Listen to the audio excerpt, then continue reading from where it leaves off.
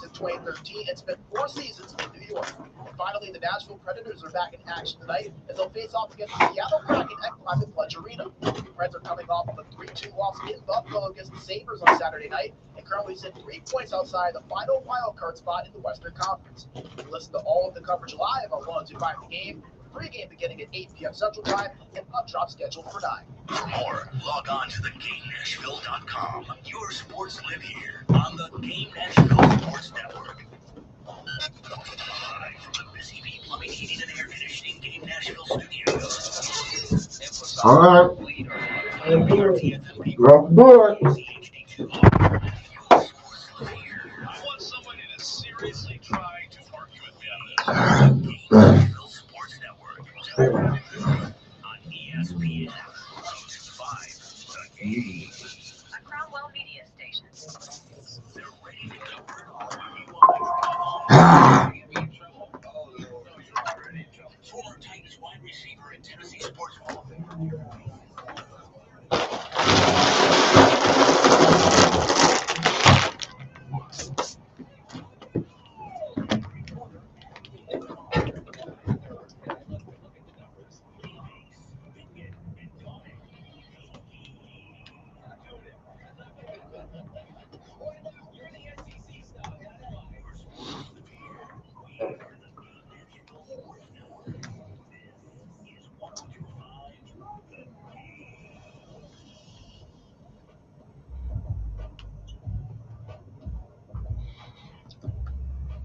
It is D-May, Bacon, and Donovan. DVD, we like to call ourselves. They're like what's the last name?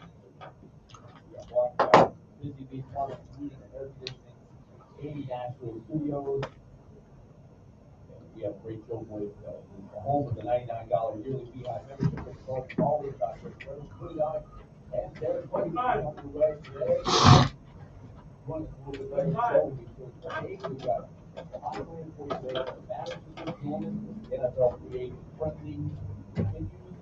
We've got Barry Trotz coming up at 5 o'clock. For the first time since the trade deadline, the Predators have a massive game tonight in Seattle. Playoff spot at the home. 3 points ahead of the Predators. 4 Eastern, 1 spot available. That is going down tonight. Do the game on 105 The Game. Adam Bacon out today. He is fallen ill. Yes. Adam is day-to-day right now. Out for today's show. Yeah, day-to-day for him. Out. Hopefully he will feel better tomorrow and he's able to join us. But if not, we'll hold down the fort.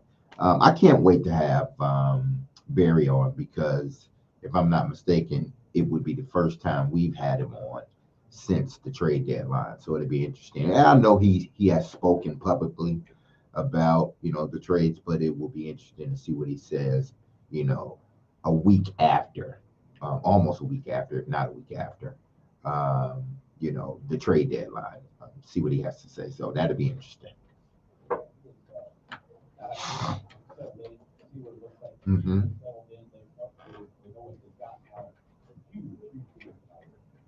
Without a doubt. So we'll talk about that a little bit later.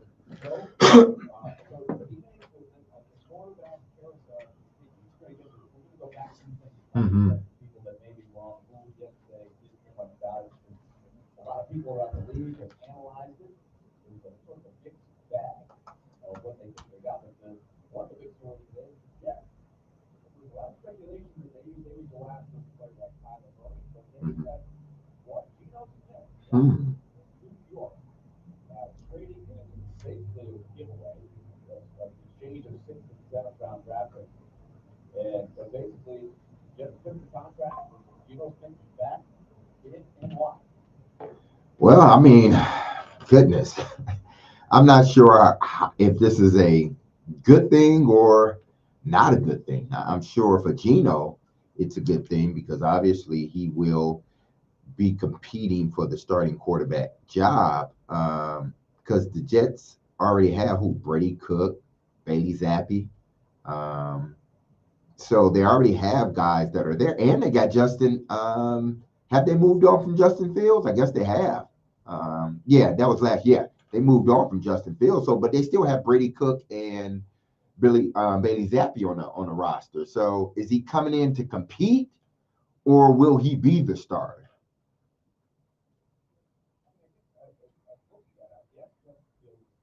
Yeah, that's what I was thinking. But this tells me, I don't know, but the Jets, are they going for it, or do you think this is sort of the rule of let's wait another year for a comeback next year? Like I do wonder if the Jets bounce back because they have been good for a long time. But with the other guys out there, I'm a little puzzled about this. Yeah, I mean,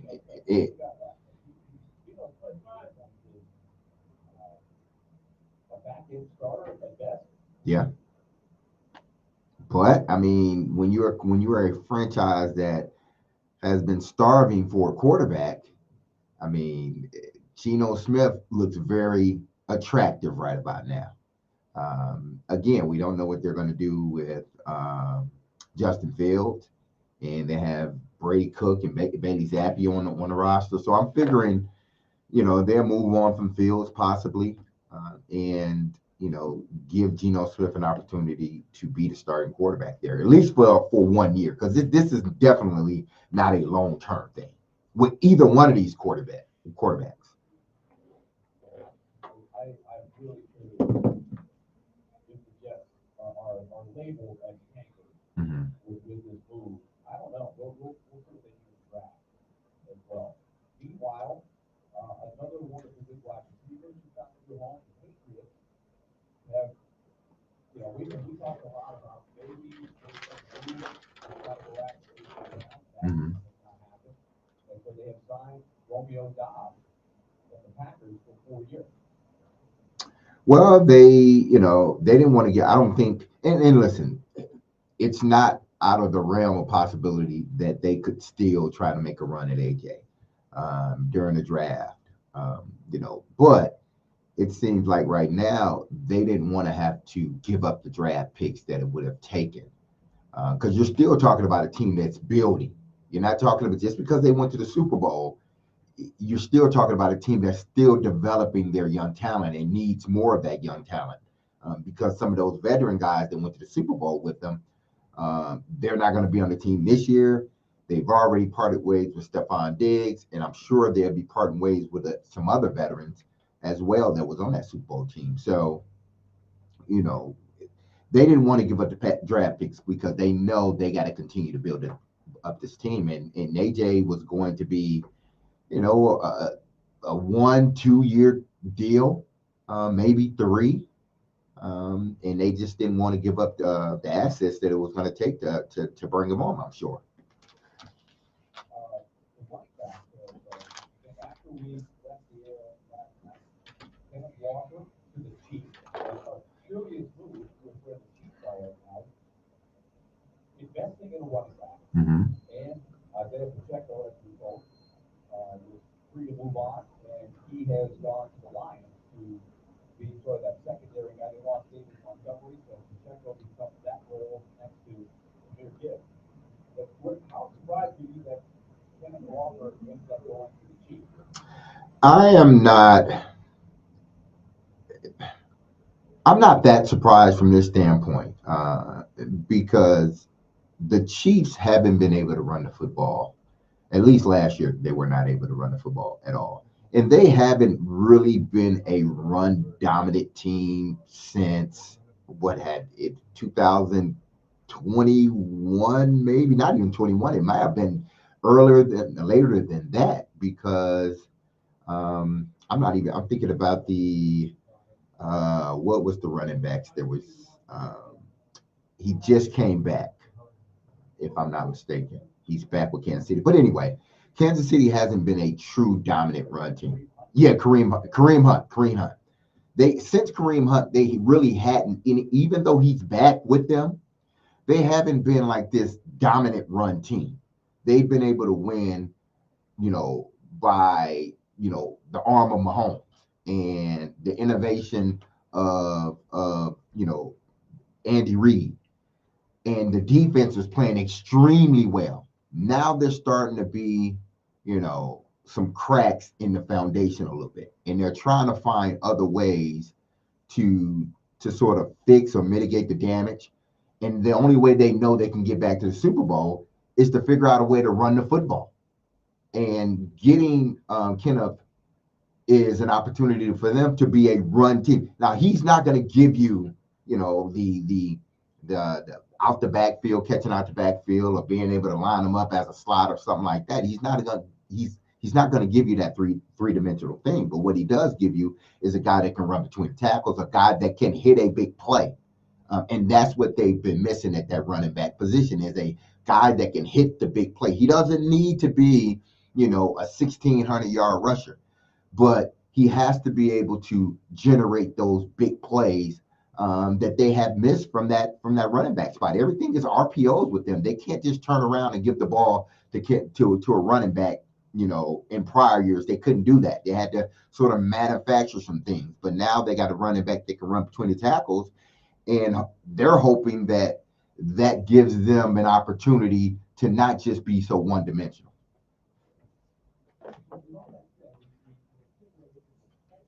People wonder if Kenneth Walker would be somebody that they would look at when you talk about the running game a lot. You think that if we all put the off the board, so they're going to do a guy that they're actually there. I think that's not a good one, because they got some power in the favor. Mm-hmm.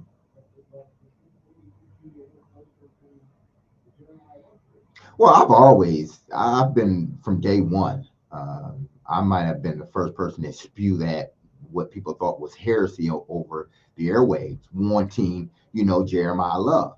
And I'm not sure, again, how this will sort of, allow them to make their determination on whether they go out and, get it back via the draft, or they just run it back with the two guys that they have. Even if, they go as it is now before the draft, they can still turn around and sign Jeremiah Love or draft Jeremiah Love and just sort of figure out and use one of those other two guys as trade bait, later on for future picks. You can always do that. So, or like we said, they can run this story back with them again. But we've seen it for 2 years. And we get a taste of, how exciting it can be, but that taste goes away very quickly. Why? Because Tajay Spears, he's hit or miss. And he's been injured, but he's hit or miss. He has some good time, he has some good plays, but then a lot of it is just not what we are expecting.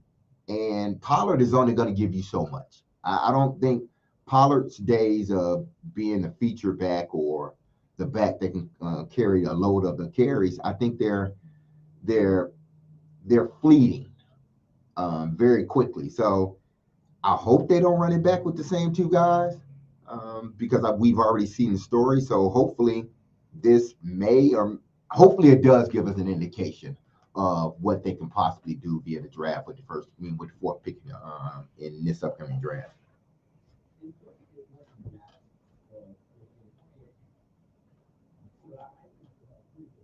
Mm-hmm.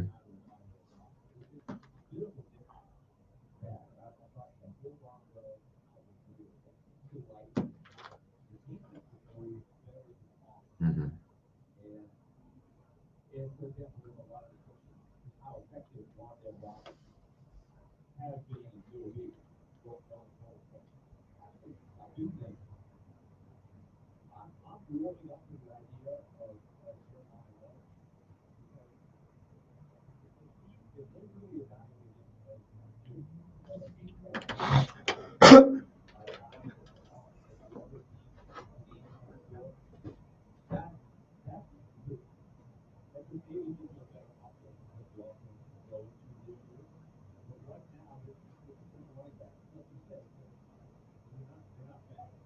Mm-hmm.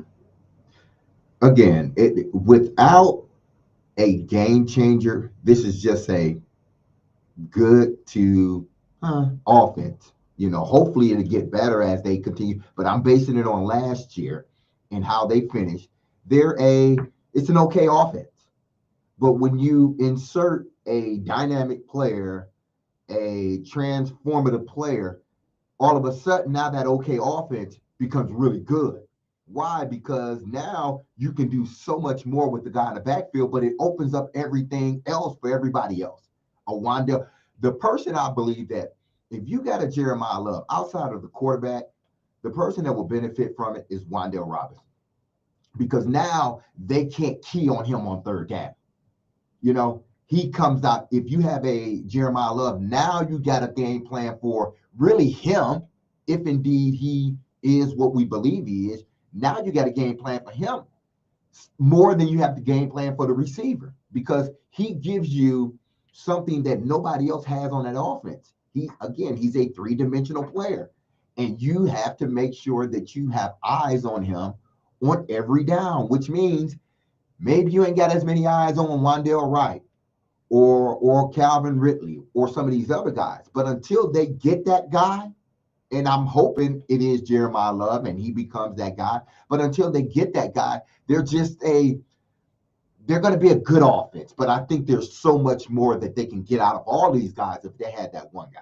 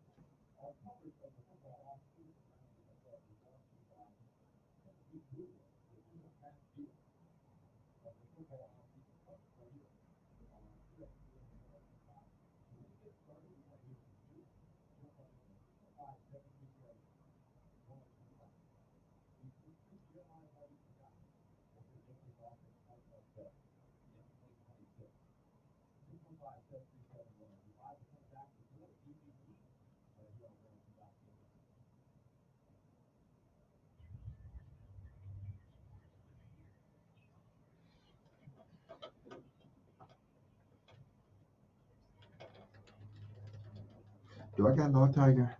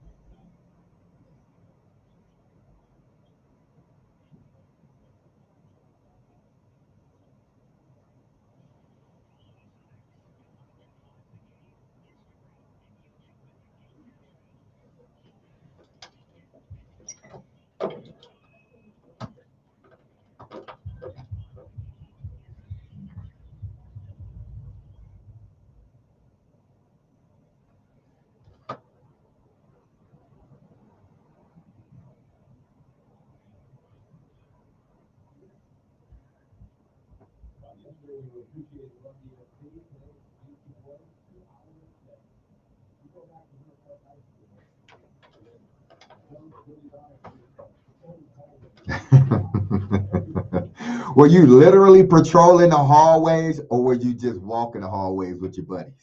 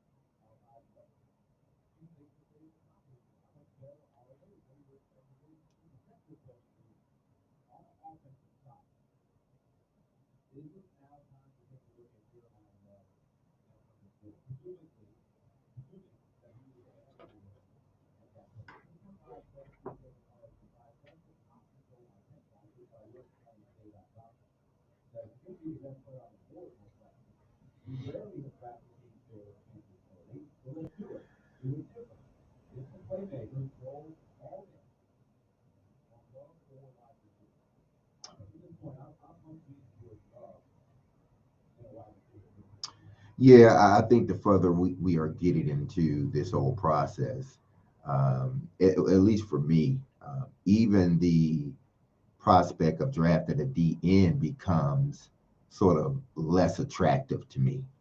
Even though I've always, said that they should draft Jeremiah Love, I wouldn't have been opposed. I wouldn't have been upset if they drafted, a DN. But now, as we start to get closer and closer, and I'm sure there'll be a bunch of other interviews that they do with these draft picks and the pro days and just regular workouts. I know all those things are coming, but the more I look at how they are sort of putting together this team, in particular from the offensive side of the ball, they're going to need someone that can be a spark plug for this offense. And right now, they don't have that guy. We've tried it with several different guys. It just didn't happen. So for me, it just seems more and more likely that they will draft Jeremiah Love if Let's go to the if phone. no one jumps above them and grab him. we're taking your reaction. 615-737-1025. Let's go to our phone line and talk to Brandon. Brandon, welcome to the show. What do you think? Hey man, long time listener, first time caller, guys. Grew up in Nashville, been a diehard since watching you guys play at Vanderbilt. So I think that if you draft Love, you got to go offense. I mean, we just secured 2 corners in free agency. They're going to be solid for us. We have a great D line. Our defense is nasty and gritty. Tighten up, baby. And I just think Love is going to be the man. All right, so you're on board. Love is the guy. I think Love's the guy. You got to give Cam Ward, you got to give your second-year quarterback that outlet, And I think Gotcha. Love is the man.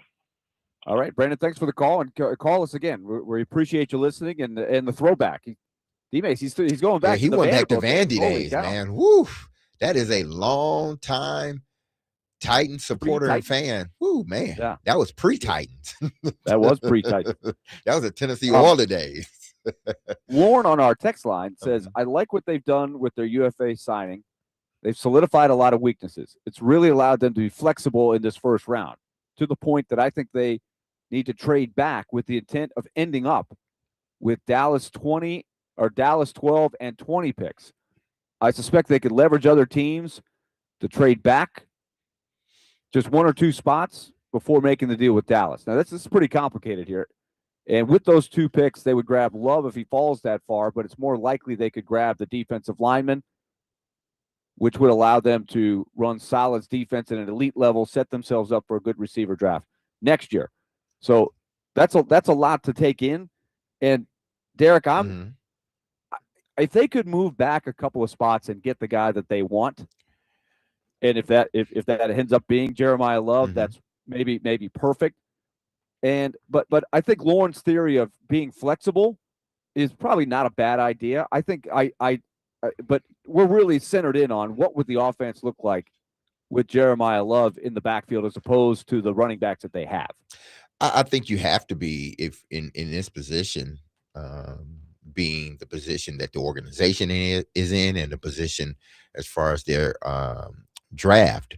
I think you always have to leave yourself open to the possibility of moving out of that. If someone offers you enough that causes you to, think, okay, those picks, would be worth giving up this 4th spot, even though the guy that we want is possibly right there, or he may, because it may end up being a draft day trade. So if the guy that you want is right there, then if you're moving out of that spot, they must be giving you a pretty penny to move out of that spot. Or you don't think they're going to draft the guy that you want, and you move back a couple of spots, you may get him. But that's rolling the dice. That's chancing it. And for me, if your guy is there, then take him.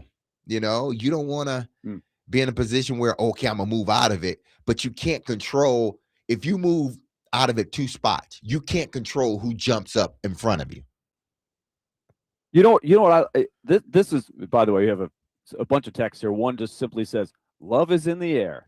Oh, hey, yeah. Did you make that up on your? Okay, it's not even Valentine's Day. We've mentioned love a million times already, and it's only 3:30.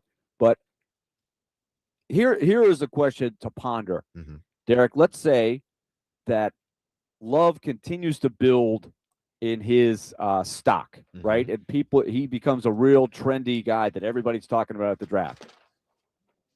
What if you had this hypothetical? Okay. You like Jeremiah Love. We've talked about what it might do to this offense. Take it to another level.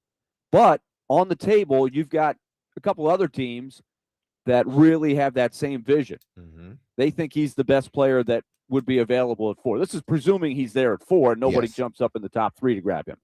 But if it costs you a chance to get Love, but you get an extra first, maybe it's a low first or a high second or something in exchange for moving down a couple spots, would you, like the Chiefs were a team that was talked about. They have the 9th pick, but now that they've signed Walker, they're probably not in this category. But what if a team offered you to flip spots and then you pick up another couple picks, but you don't get Love as a result? Would you What do they need worse? Oh man, 'Cause obviously, I would lean, you know how yeah, I feel with yeah. the Pulitzer If you Prize can, guy. if you can Trading down is a good thing. exactly, if you can trade out of it, trade out of it. As long as you're getting, fair or fair compensation, or even or if someone's paying over and above, you sort of move out of that spot. But I I just think that when you have an opportunity to draft a guy like this, it could have been him, it could have been a guy at a different position as a wide receiver. Then for me, it's hard to pass him up because I know how one guy can either complete a puzzle or change the dynamic of what you're doing. I know one guy can do that. And if you have a chance to get that one guy, man, you got to get him, because it's not about, you're getting those picks. I understand that, but it's about what you envision him, like him in your offense. If you move out of that spot, have two players, you can get 2 picks in the first round. Have you envisioned these other guys, being in your offense or defense or both? But I know you've already envisioned Jeremiah Love in your offense and what he can do for your offense and your team.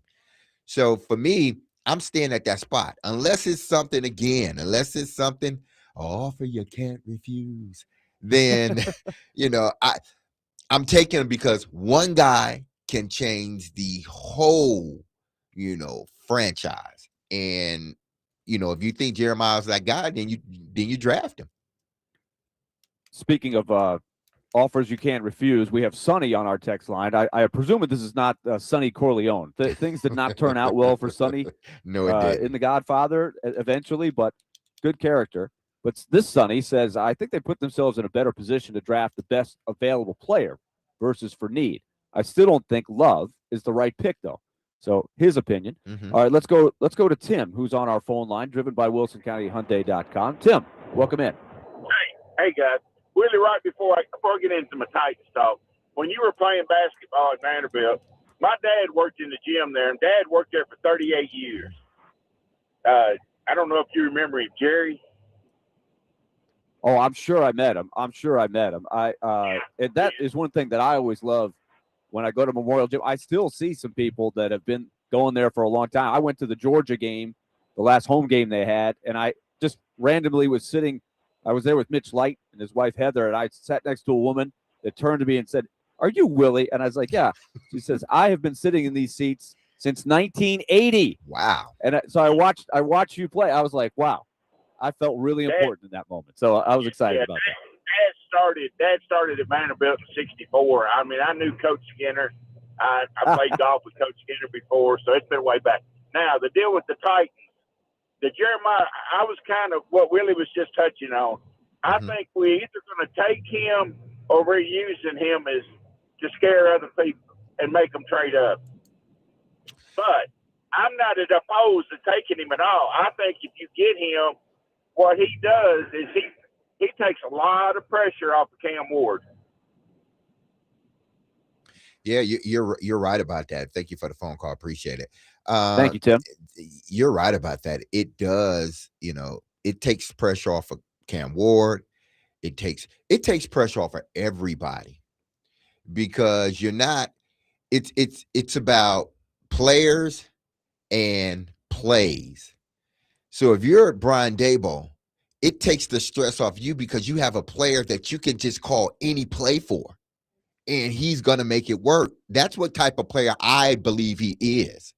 So not only was Tim right as far as taking the pressure off of Cam Ward, some of it's not going to take it all, but it's going to take a little bit off, especially in key moments. But it takes the pressure off the play caller, because I don't have to. It's like, who am I going? No, I'm going to call that play for him, because, I know that more than likely he's going to get it, especially when, it's third in medium or third and short, something like that. Interesting. I guess it would be a tweet that was passed along on our text line from a listener, from Todd McShay. This is another thing that kind of falls in line with our discussion during this hour, in light of Kenneth Walker being signed by KC, who picks 9th, right? every GM in the league is going to take Jeremiah Love on a rookie deal over spending the money on ETN, Kenneth Walker, etc. It's not a knock on these players. It's just financially the better play. Mickey Loomis and Brett Veach were well aware that Love wasn't going to make it to them at pick 7 and 8. So that's yeah. If that's the case, that really does put you in a leverage position. If you are in a position to take Love, I do think they're probably going to be presented with my hypothetical. If that's the case, is a team that might be willing to jump up and grab him and give you more, or you just take him. Well, it's going to have to happen on right before they draft, because you don't want to be in a position where, you make a trade with him early and then somebody else makes a trade and it's like, oh man, I didn't moved up here to get Jeremiah Love, or I moved back to still have the possibility of getting Jeremiah Love, and now another team has jumped in and I can't even get him. So as far, whether they're drumming up or anything like that, again, I go back to, if you believe he's the guy, just take him. If you think he could transform your offense like that, take him. Just got a text on our text line saying, "Damn, Willie, you're old." I just want to clarify that the woman sitting next to me that was a season ticket holder since 1980. I wasn't on the team in 1980. Okay, I was in the 90s. I played in the 90s, so I'm not that old. Good thing we clarified that. I am old. Okay. Oh man, I would have loved to see that texter's face when he or she said, "Damn, damn, Willie, you that old?" Damn. Oh man. Excuse me, I'm saying the D word too many times. Yeah, I'm sorry, folks. Oh man, but that was funny. That is good. All right, so we're continuing to take. We got a lot of reaction on our text line because yesterday we were just there was so much information flowing. We didn't really get a ton of reaction. So today we are letting it catch up, and a lot of you have opinions. 615-737-1025.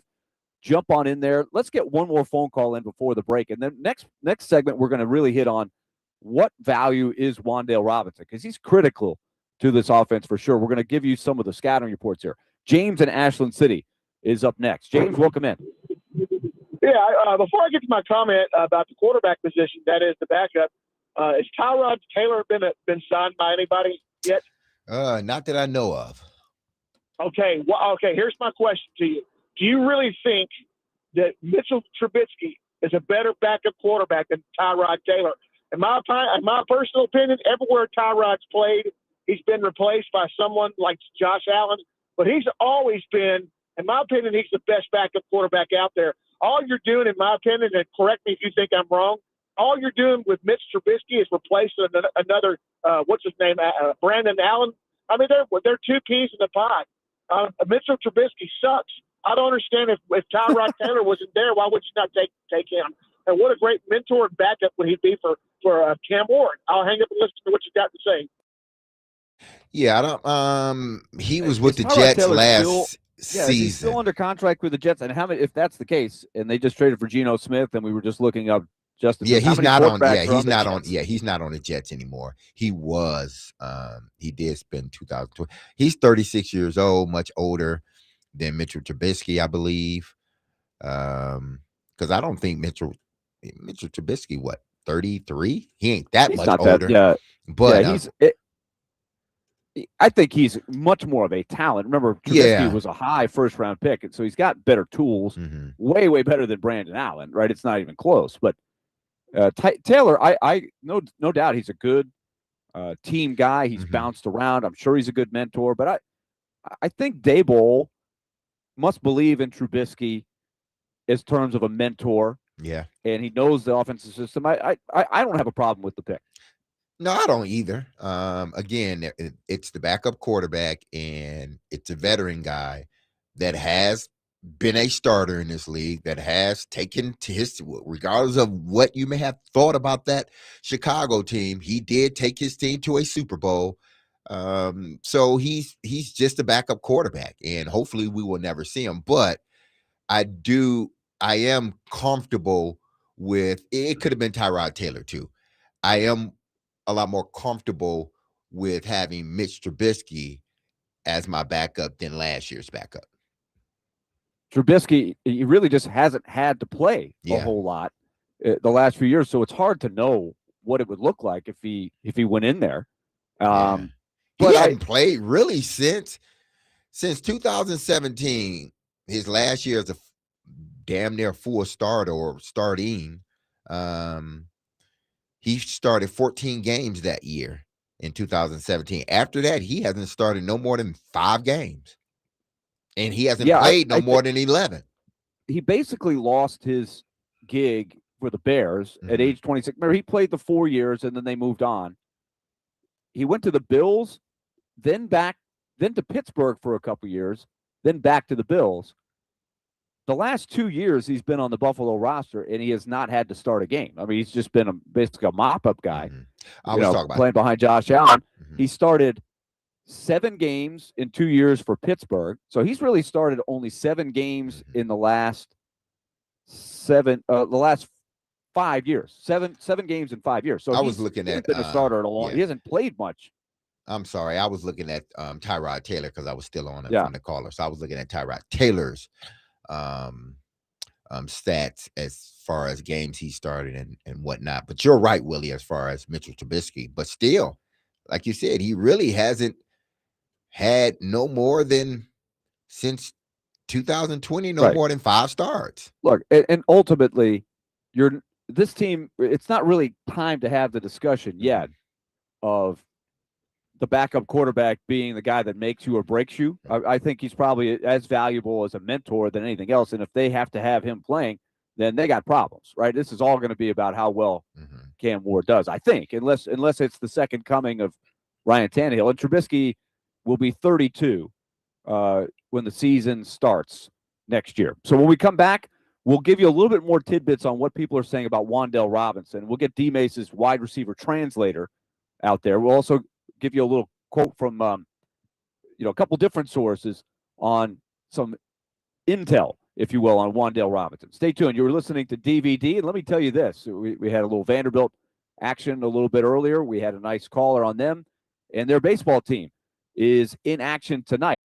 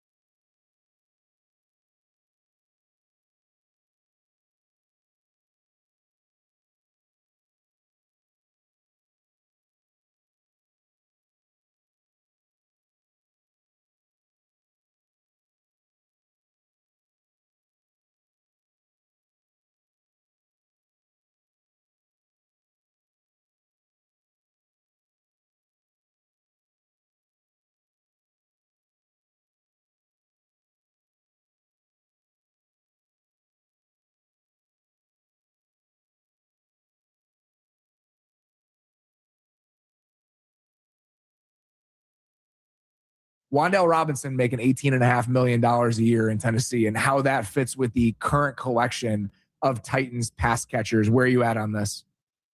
I mean, it's fine, you know. I know that sounds. It's 3:10 p.m. We're 4 hours into this. It's exactly where we all are. Right. It's fine, especially because also didn't we all come to terms with this was going to happen? We just needed to know what the number was going to be like 4 days ago. Yeah. I mean, honestly, probably when we all saw Brian Daboll get hired by Tennessee, we knew that this was coming. But yeah, I mean, look, credit to Wan'Dale Robinson. He played really well last year within his given role. And they kind of essentially just took his really stupid hitch heavy route tree from 2024 and like, what if we threw him a deep post every now and again? Like, mostly against like the Bengals and the Cowboys' hideous secondaries. What if we just did that? Which, by the way, is what he did at Kentucky with Liam Cohen in college. Like, it made sense to finally sprinkle some of that in. I mean, in 2024, he literally had a negative EPA per target, 93 catches, 699 yards. So you could, again, just sprinkle some downfield stuff.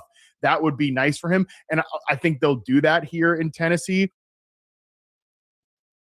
That's the Athletic Football Podcast talking about Wan'Dale Robinson.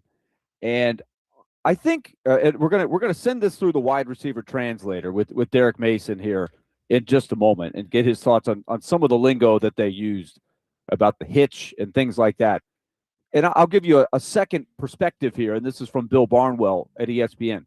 Robinson had a career year this past season, topping 10 yards per catch for the first time.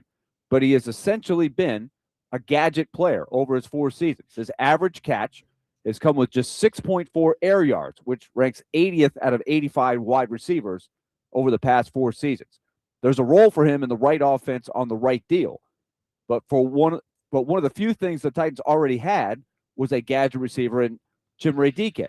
So they're making a $19.5 million per year bet that Robinson is more complete than he has led on for the vast majority of his pro career. So, D-Mace, I see the criticism, and that is, when you're not going down the field a whole lot, then you've got to be super, super efficient when you catch it, and you've got to be able to run after the catch. So, do you think? Because I'm come to grips with it. If your thing is going to be they overpaid for Wan'Dale Robinson, I think you're going to be right. But that's just free agency. You have to overpay to get these guys. So can he be effective? Is my question. I didn't think about what Barnwell and them were talking about as far as him, just being, they're not really gadget. doing. So it's more. It's like a gadget player. Yeah, I didn't. Fair or unfair? I haven't. The plays that I have watched, he's been a receiver, so there wasn't like these gadget things or backfield and all this other stuff. So I was just watching him as a receiver, him running routes, being inside guy or motioning and himself to being a wide guy. But after hearing that, I think there's some truth to it. And I thought you already had that guy on your team in DK, a guy that. But I just he's a gadget guy, but I think he can get down the field, right? DK is a gadget guy that can run a jet sweep, and things like that. But I still see him as a guy that can get down the field. I've never pictured DK a guy that you could target 140 times. I don't, and you're right from that standpoint, because you just saw him his first year, and they were sort of fitting him into the offense, some things that he does well. I was always told by a coach, just find what that guy does well and continue to do that. So they found what DK did well in regards to his offense, and they did more of that. Now is incumbent on him to come in and be more of a polished receiver. There should be a jump for him this second season. If there's not a jump, I'm worried. There should be a jump from his first season to his second season. But I think what it is Wan'Dale Robinson is a quicker receiver. They need to get open faster. I remember talking about this a long time ago when Vrabel made the comment of, we need to get open faster. and no one really jumped on it. And what he's saying is these guys gotta be quicker. It's not about being fast down the field. It's about getting open quicker. What Wan'Dale Robinson gives you the ability to do is he's open very quickly because of his quickness, his ability to maneuver in short spaces. That's what they got him for. That's what the Giants were using him. Only reason his per average came up is because Neighbors got hurt.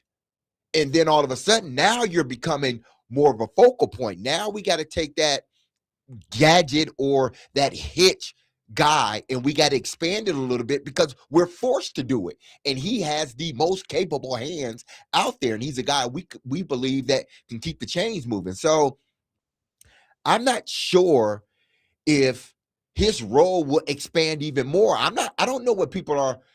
I'm trying to figure out what people are expecting him to be. I expect him to be just a part of an offense that's growing. He's another set of reliable hands. But if you're expecting, I think, for this offense to become now this more of a high-powered offense because you're inserting him, he's just come off of 1,000 yards, 90 catches, I believe, then you're not going to get that. You're going to get somebody that's going to move the chains. Yeah, that's great. But I'm not sure how much, and I won't know until they start playing. But I don't know how much he changes their like just think about it, Willie. Really, how much does he change? Because he didn't change the Giants' offense much. They didn't become this high power. Exactly. Yeah. So how much is he going to change this offense? I don't know.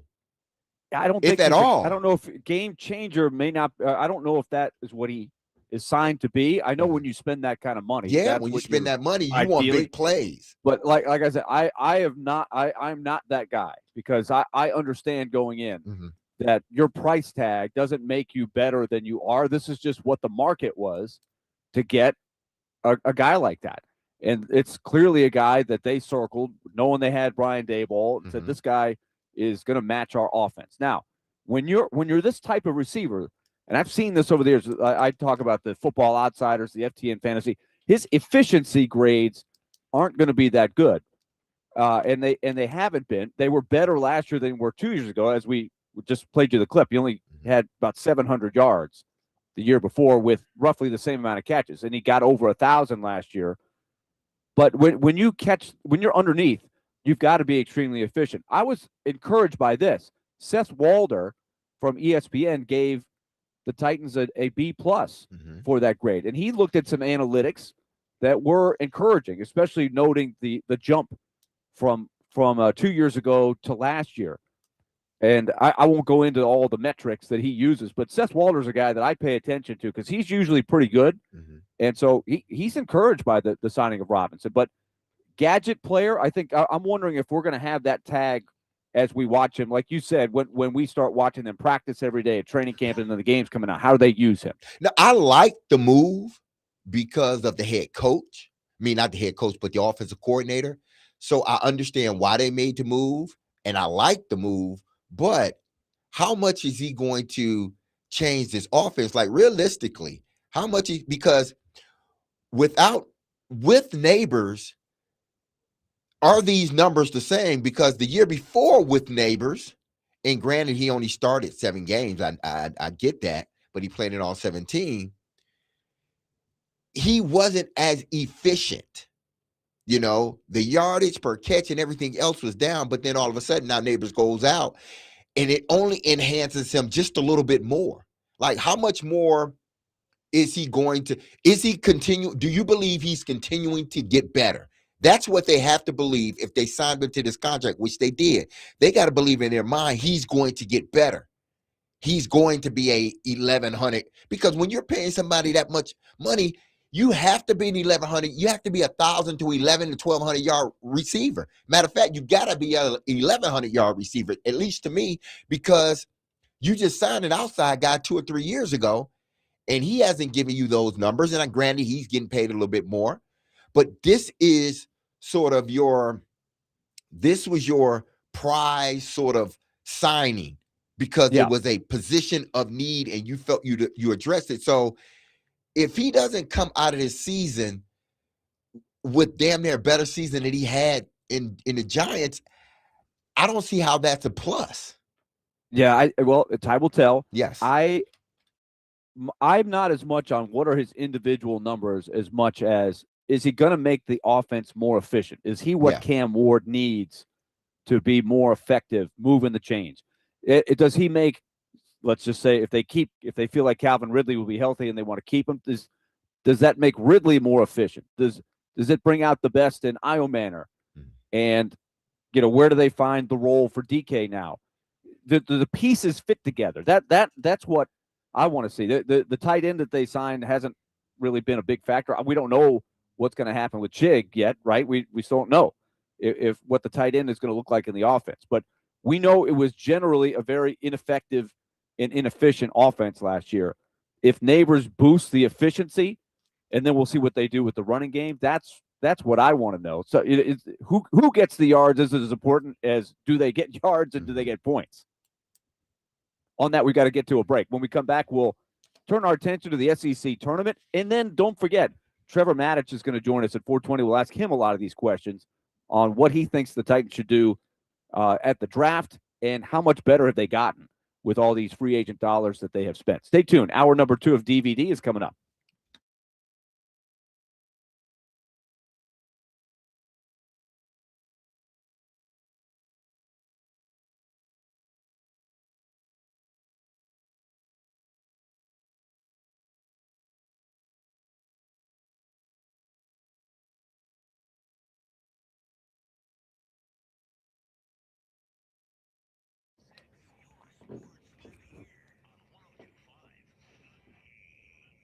Hey, this is Derek Mason. If you injured yourself in a motorcycle accident, go to lawtigers.com for your free case evaluation. Even if your accident was months ago, you have nothing to lose by calling Law Tigers. Insurance companies want to pay out as little as possible, or frankly, nothing at all. But Law Tigers fights to get you the compensation you deserve and doesn't get paid until your case has been settled. They understand how much your bike gear is worth to you, so they will help you get it all repaired or better yet, replace it. Call 1-800 Law Tigers or visit lawtigers.com. Law Tigers is powered by Freeman and Fusion. You can find them in Nashville, located at 2126 21st Street South. And don't forget, go to predatorsbike.com to enter to win a custom Nashville Predator Indian motorcycle signed by the entire team, courtesy of Law Tigers and Music City Indian. That's Law Tigers, Tennessee's motorcycle lawyers.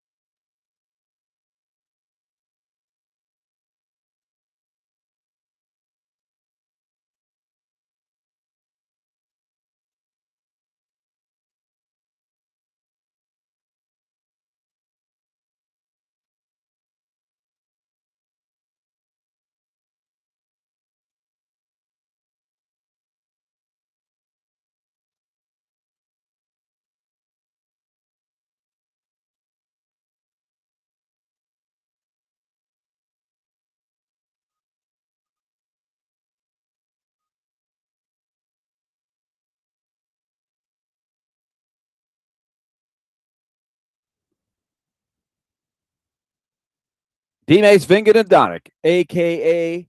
DVD, coming at you here on 102.5 The Game. And we are about to talk a little SEC tournament. Don't forget, at 4:20, Trevor Maddich will join us, and we will talk about the ongoing NFL offseason, which is in full force with the free agency period still unofficially happening, but all of the agreed-upon signings. And then we'll talk Predators at 5 with Barry Trotz. So be sure to tune in for that with the team in Seattle. That's where I am broadcasting from, as the Predators are going to get set to play the Seattle Kraken tonight. An enormous game, needless to say. They're 3 points out, 19 games to play. Seattle is in the coveted second wild card spot. So a big, big game tonight. Seattle beat Nashville on New Year's Day, the last time these two teams played. And Seattle jumped them early, and the Predators did not recover. There are 2 head-to-head meetings between Nashville and Seattle between now and the end of the season. And so the Predators still a legit shot to make the playoffs, even though they made trades of 4 veteran players before the deadline. So Barry Trotz will give his insights on that in 1 hour. So, D-Mace, the SEC tournament is coming up. And by the way, our coverage of the SEC tournament on 102.5 The Game is brought to you by Thompson Machinery, City Auto, Maple Street Biscuit Company. That's Maple Street Biscuit Company. And for more details, visit thegamenashville.com. So, D-Mace, over the course of the season, Florida, the defending champions, I thought were a little bit under the radar for a while. They didn't impress. They had a bunch of early losses, and they had a lot of different players. There's still some guys back from the team that won it all last year. But as the season's gone on, they've really steadily moved up, and they haven't lost since January 24th. They only have 1 loss since January 3rd. So they've played great basketball, 16-2 in the league, and suddenly they're looking at a 1 seed, and they're being considered a national title contender again. And rightfully so. And we talked a bit about this yesterday, about, it not being as strong at the top, meaning the SEC, but I think as a whole, it's spread out more. But even with that, I think Florida has proven that, they are the best team. They lost an early season game against Arizona. That was a hard fought battle, but that was the first game of the season. And they had some losses in between there. But, I mean, this team has what it takes as far as the length, the ability to play defense, the ability to score. You wonder how the SEC will, if they don't win the SEC championship, meaning the tournament championship, because they won the season championship. But if they don't win the SEC championship, does that, remove them from a number 1 spot? I guess it would depend on, because they got a 2-round bye. They've got the double bye. Yeah, they got the double bye. So say if they lose that first game after the double bye, will that hurt them in overall seeding, or will it not? Will they remain the number 1 seed? Well, I think that it might depend on how UConn does. That seems to be the other team. That's the team that, at least if you go by Joe Lunardi, who is not the only guy that you should be listening to. You should look at it yourself and also listen to other people as well. But that seems to be the thought, is Florida has jumped UConn for a 1 seed. Florida is looking at a matchup. Here are the teams they could play. LSU, I doubt it. They finished dead last. So Kentucky, if they take care of LSU on Wednesday, Kentucky will play Missouri in the 8-9 game. And the winner of that will play Florida in the first game on Friday. And so, of course, we know this, D-Mace. Let's say it's Kentucky. And Kentucky could lose to Missouri. Missouri won at Kentucky, if I'm not mistaken, earlier in the season. Missouri is one of those Jekyll and Hyde teams. Yeah. They've got plenty of talent. On a given day, they can beat just about anybody. And I think I saw this too. Missouri beat Florida earlier in the season. So you got Kentucky or Missouri for Florida. And we know also that if Kentucky is there, they're going to take over the arena. They're going to have a huge fan support system. So it's not an easy road, I don't think, for Florida. No, it's not. They had 2 tough games against Kentucky. Ended up winning both of them, I believe. Yes, they did. Then obviously the loss to Missouri. But Missouri is one of those teams we saw what they did to Vanderbilt. So like you said, they're one of those Dr. Jekyll, Mr. Hyde teams where one week they could look like the best team in the conference, then another week they can drop one and look really bad. But their role is hard either way. Whichever team they end up playing, it would be the third time that they played Kentucky. If Kentucky beats Missouri, that may be a better matchup for them. Because again, if Missouri gets hot from the outside, man, those guys can light up the building, and it's hard to beat them. So would you rather play a team like Missouri that they could be the best team in the world, but then they could be the worst team? Or do you want to play a team like Kentucky that you've battled with the last season in the 2 games that you played? I'm looking at a lot of the potential matchups. There aren't a lot of what I would call like make or break bubble games, with the exception of Auburn. Auburn's the one team that I think has to do well in this tournament. The other teams, and I'm not saying they're not going to try to win, because you're always trying to win a championship, but I don't think you're going to have the urgency from even a team like Georgia or Missouri, Kentucky. All these teams know they're going to be in. Texas A&M, Auburn's the team that has to get it done. So I don't know what that factor is going to look like, because you hear a lot of teams these days that if you lose in the conference tournament, we'll take the rest. We'll take the rest. We'll be fresh for the NCAA tournament. And it depends on, if you're going into it, how much would a loss, like you said, how much would a loss?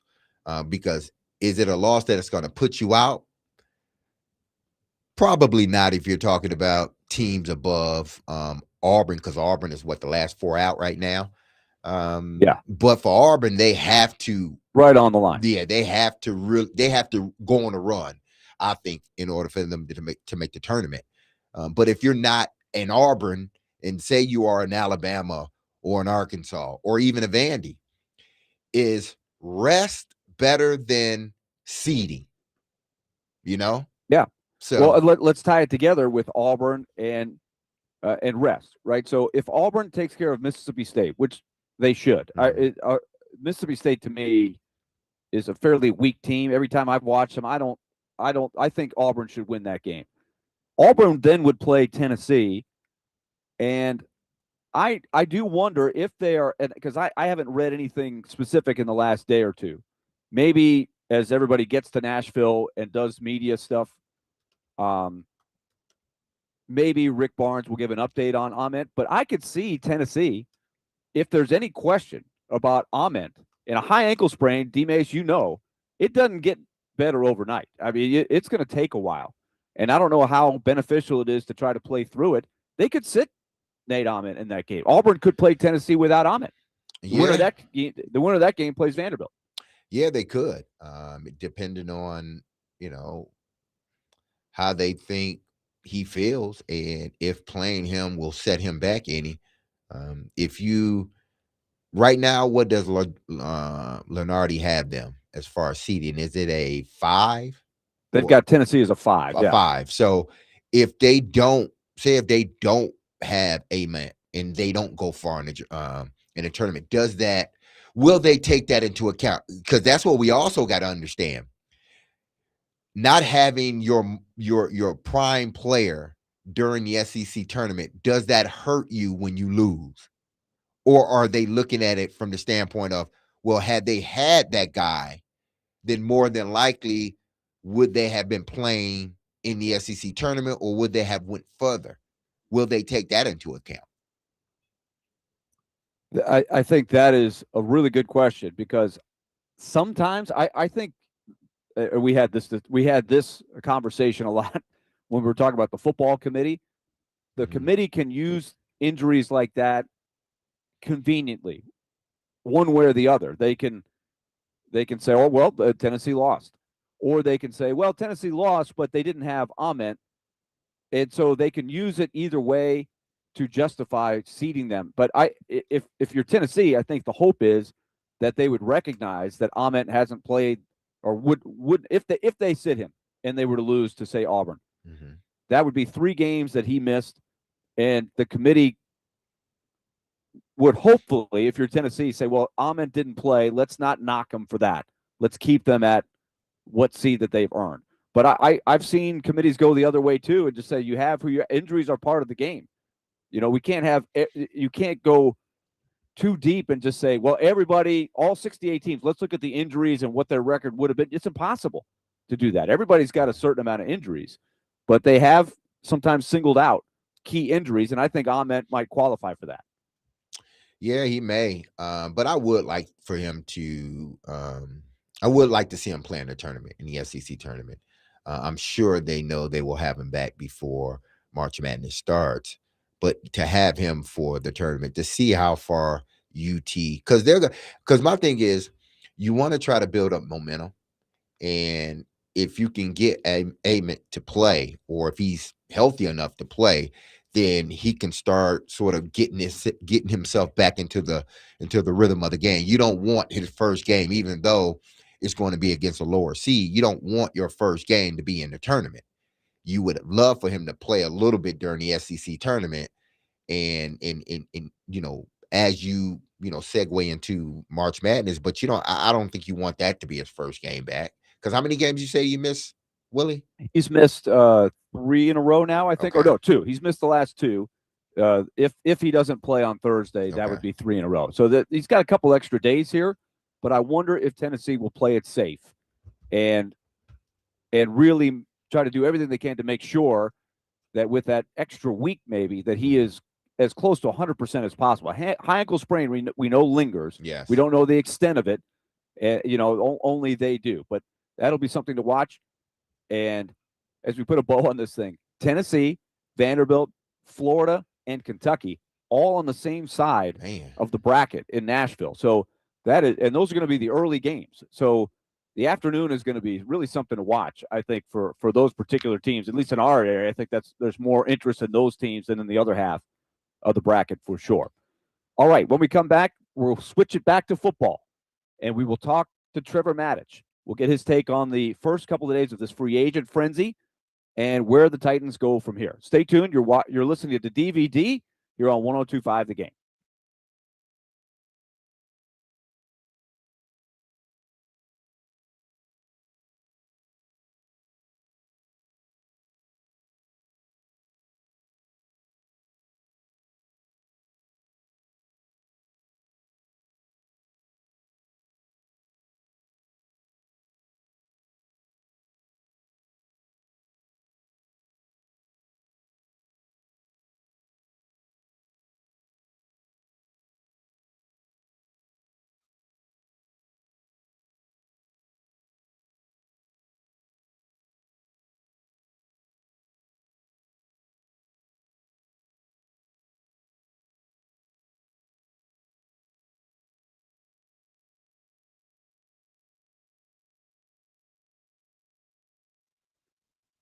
Trevor Maddich coming up around the corner in the next segment, and then Barry Trotz coming up at 5 o'clock. Hey, if you're tired of getting hammered by high interest debt, then I need you to really focus in on this, because Loan Pronto is helping a lot of people in this situation. If your mortgage rate is over 6%, for example, or credit cards and car loans are killing you because they've got even higher interest rates, 10, 20% sometimes, Loan Pronto is the answer you've been waiting on, the all-in home refi. One fast, easy solution to lock in the lowest rate in 3 years and wipe out those nasty loans. So get on the horn to Loan Pronto, 615-499-5780, or go to loanpronto.com and find out more about the all-in home refi. For example, one homeowner got their APR down to 4.99%. They paid off over $80,000 in high-interest loans and saved over $2,000 a month. So you can change your picture by talking to Loan Pronto.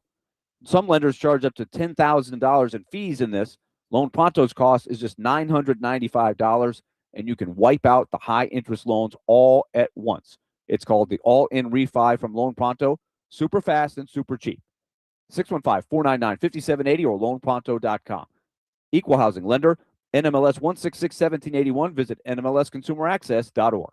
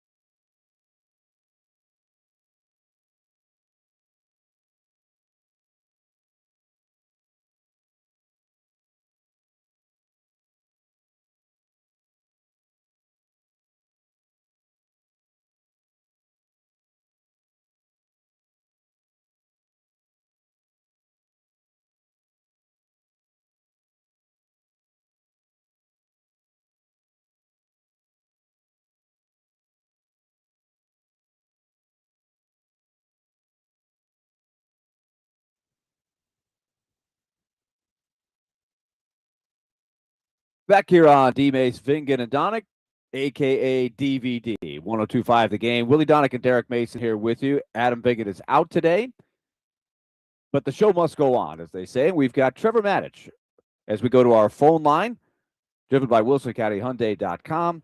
Trevor Maddich, of course, with ESPN, tremendous football analyst, whether we're talking NFL or college. Trevor, welcome into the show. It has certainly been a couple very busy days with NFL news. Yesterday, we felt like we were drinking out of a fire hose, and certainly the Titans as busy as anybody. Just give me your overall assessment. How much better do you think the Titans made themselves? Because it's always tricky when you have to go to the free agent well so many times.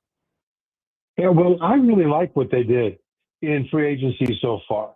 I mean, some people think that signing so many guys, 5 out of 9 by some counts, that this coaching staff has coached in previous spots, was a bit too many.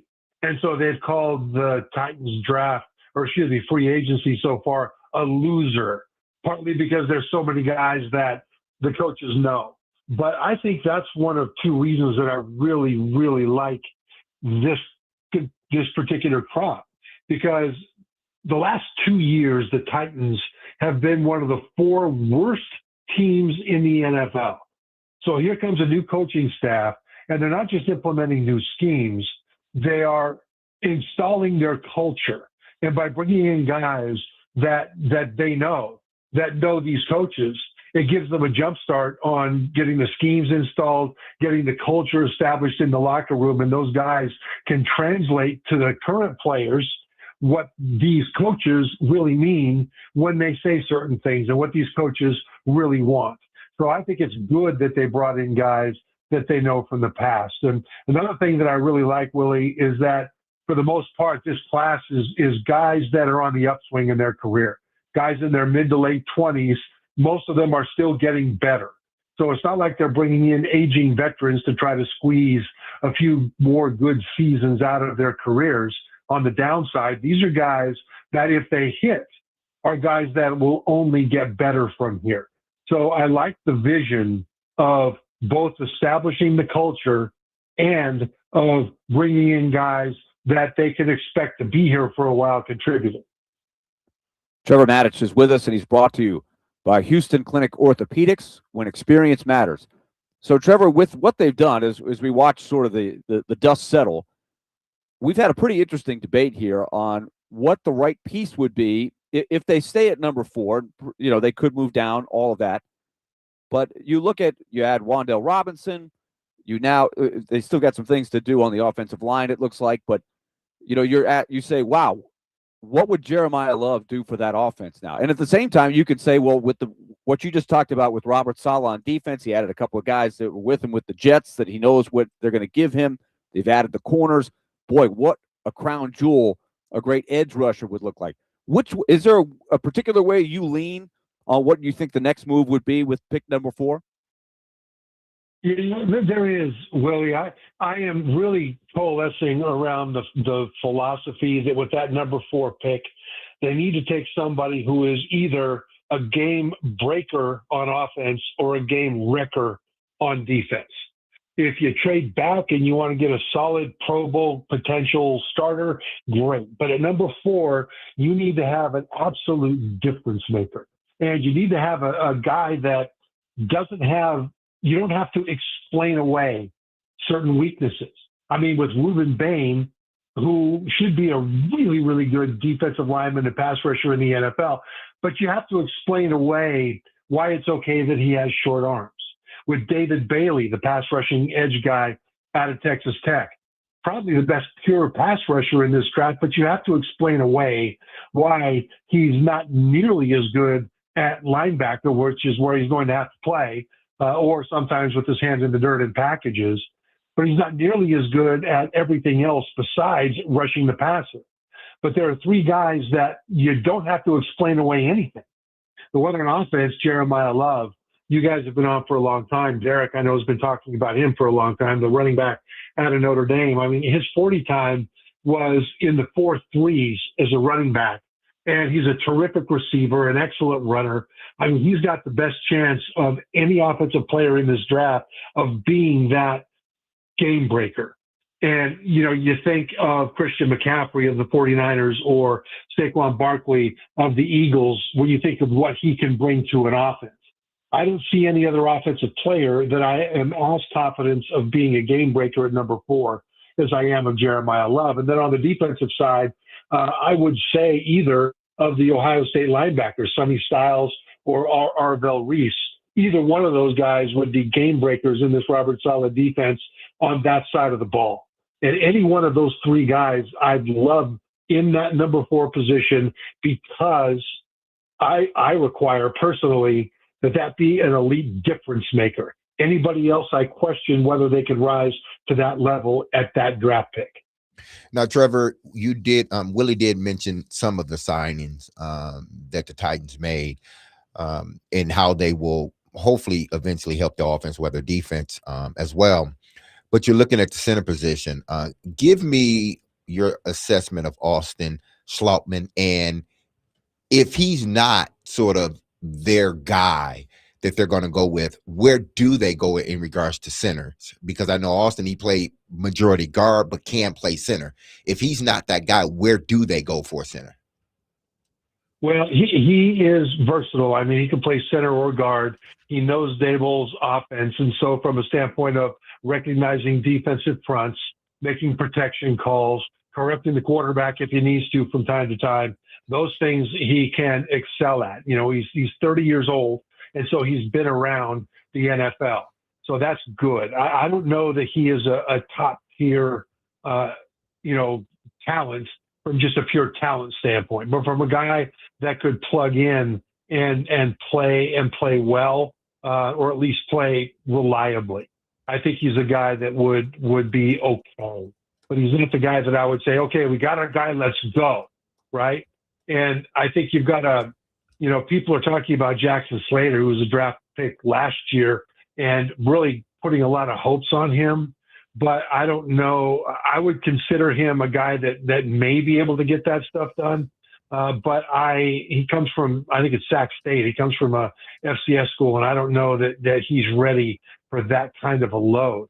When it comes to the draft, the problem in the draft is that there's no real center that you would say, yeah, this guy is my guy. The kid at Auburn, Connor Lew, is probably the best available. He's probably a 3rd-round pick kind of a guy. The problem is that he tore his ACL last year, and the question will be his durability, right? And then you got the kid at Florida, Jake Slaughter, who also is a very explosive guy. He's kind of tall and rangy, but he doesn't have a whole lot of sand in his pants, He's not the kind of guy that can really drop anchor and people or move them off the ball. So these are other guys, and he probably would be a day 3 guy as well, probably a 4th rounder. These are guys that might add depth and they might work out, but from a draft standpoint, you can't count on any of these guys available at center in this draft to come in and start for you. So now we're back to Schlottman, aren't we?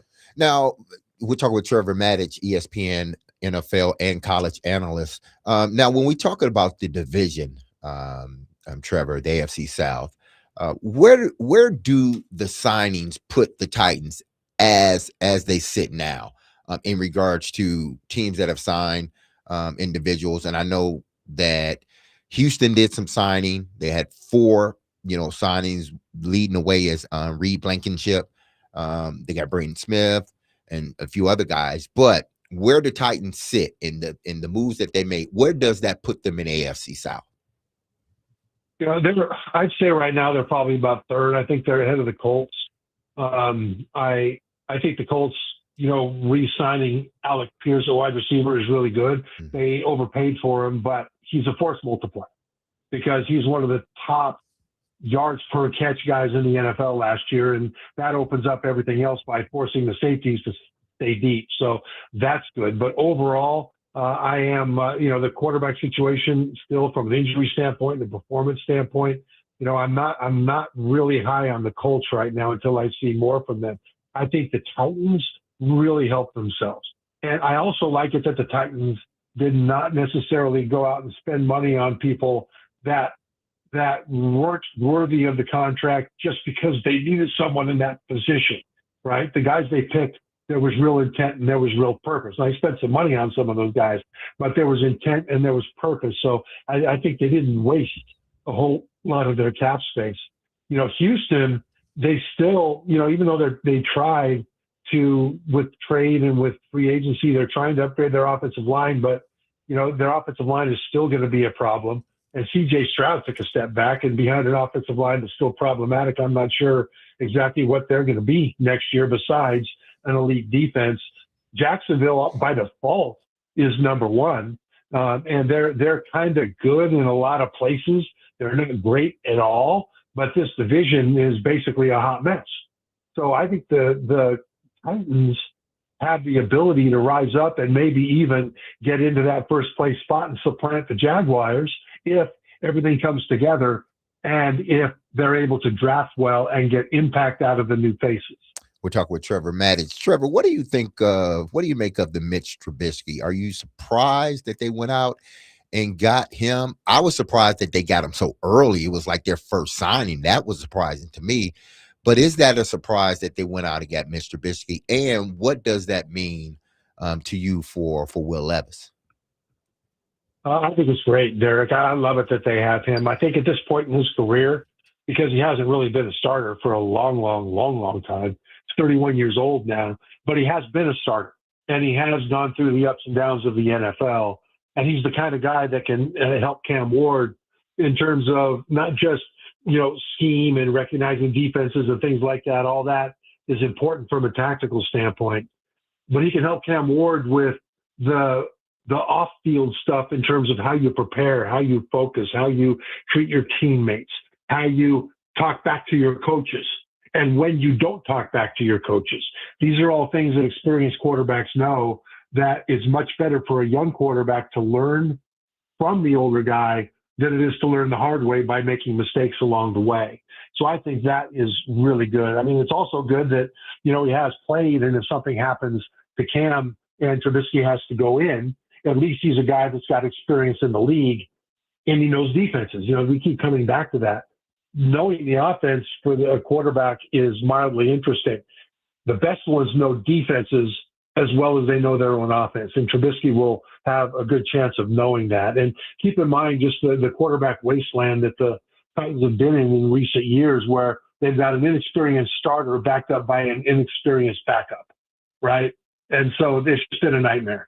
Now they at least have that synergy where they have a young first pick in the draft quarterback that's got all the talent in the world with an experienced grizzled veteran behind him to help guide him, and an experienced grizzled veteran who knows his role and won't be out there trying to undermine him as the veteran tries to make himself a starting quarterback at the expense of the number one pick in the draft one way or the other. That creates all kinds of problems. I guess that's a long way of saying I really like it that they brought in Trubisky. All right, last thing for you, Trevor. Are you a believer in the Dolphins' investment in Malik Willis, especially when you put it in the context of they're eating a ton of money on Tua, it would have been very risky to keep him and expensive to keep him. They wanted to move on. I get that. But you do all that, and now you bring in Malik Willis, who is obviously not a guy that's played a lot.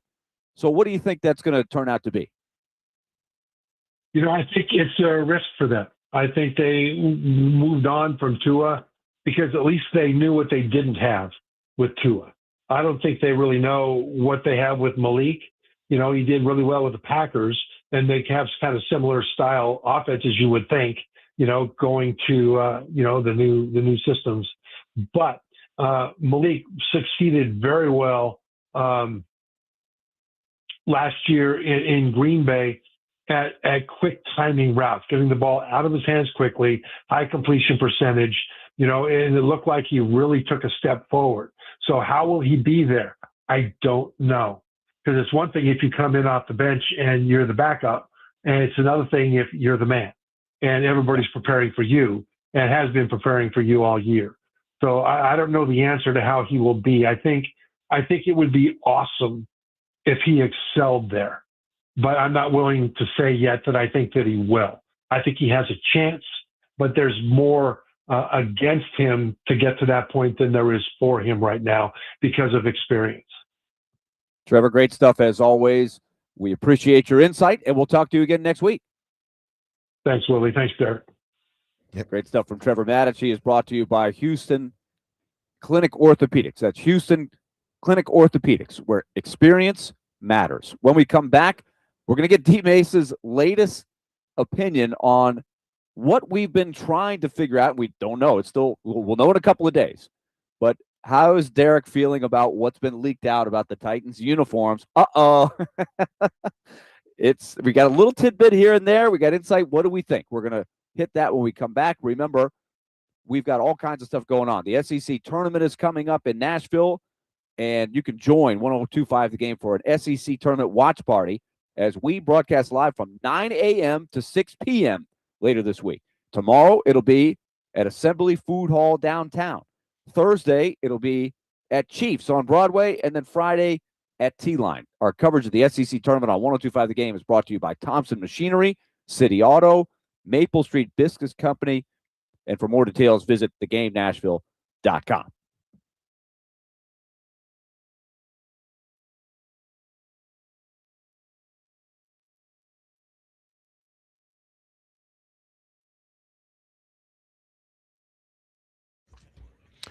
Hey, this is Derek Mason. If you injured yourself in a motorcycle accident, go to lawtigers.com for your free case evaluation.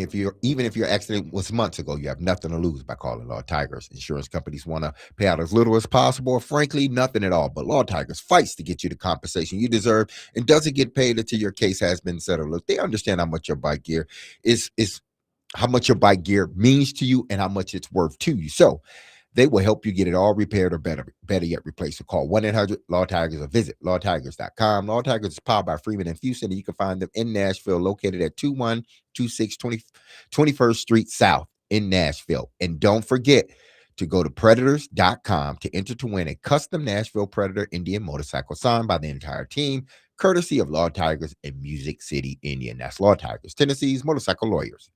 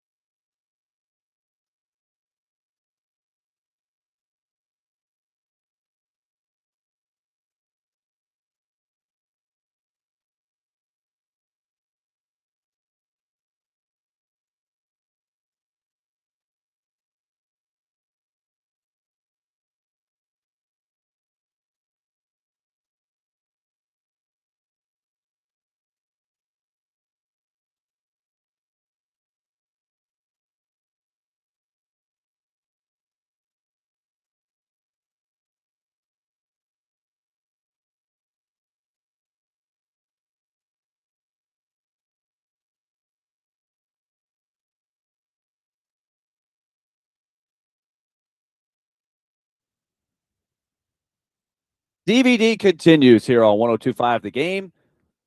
Willie Donick, Derek Mason here with you. Coming up at 5 o'clock is Barry Trotz, the Predators general manager. Trade deadline is over.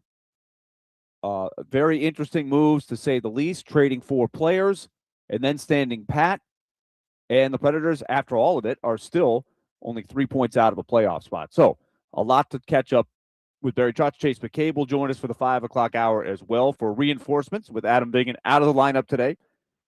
But Mace, as we look at the Titans, and they're going to unveil these uniforms in a couple of days. Thursday is the day, right? We're going to find out once and for all.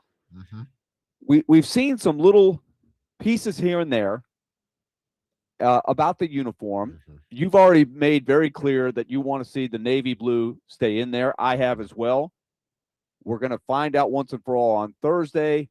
So this is the disclaimer that we always say. Let's reserve judgment until we actually see it. Exactly. But all the stuff that's coming out, I see some things that look very busy to me, and I have no idea if it's really going to be it or not. But the one thing I ask, besides the navy blue, mm-hmm. and not too much red, not too oilery, keep the Titans feel, is to not have the jersey be too busy. And some of the renditions that I've seen look very busy to me. They just need a clean jersey. Simple, clean, something that they can continue to grow into. Again, I do reserve the right to change my mind. I did, say what I said some weeks ago, but I also said I do have the right to change my mind. So I'm hoping, like you, Willie, that one, that it's a clean look. It's not too busy, but then two, that they do incorporate the navy blue into the jersey, because again, the two-tone blue is the Tennessee Titans. And it's not so much just a solid light blue. But again, either way, I know I will grow to love the jersey. Either way, especially if they start winning, which I believe they will.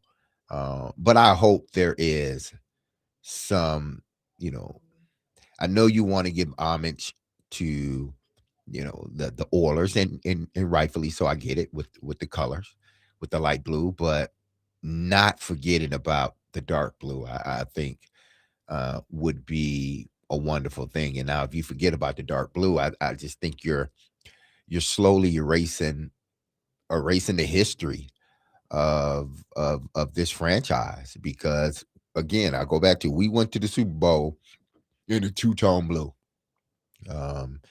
And if you're completely getting rid of that color, or if it's just a sliver of the combination, I don't think it's cool. But hey, this is her team. She can do whatever she wants with it. She could change the colors to orange if she wanted to. But I just think it would be nice to see that powdered blue, and not just as a sort of an outline. You and I saw one, and Adam, I think, was the one that sent it to us. I think it was so Sunday. Busy. Yeah. It was so busy. that one we found out that was AI. It was AI. Oh, I knew it was fake. After I looked at it, I'm like, the helmet is sitting suspended in midair. The barcode is on the inside of the box when it should be on the outside of the box. I'm like, man, this thing, now it looks, the more and more I look at it. Did you see the fonts? The two Titan fonts? Yeah, the two Titan different fonts. Colors. Yes. It's like, come on, man.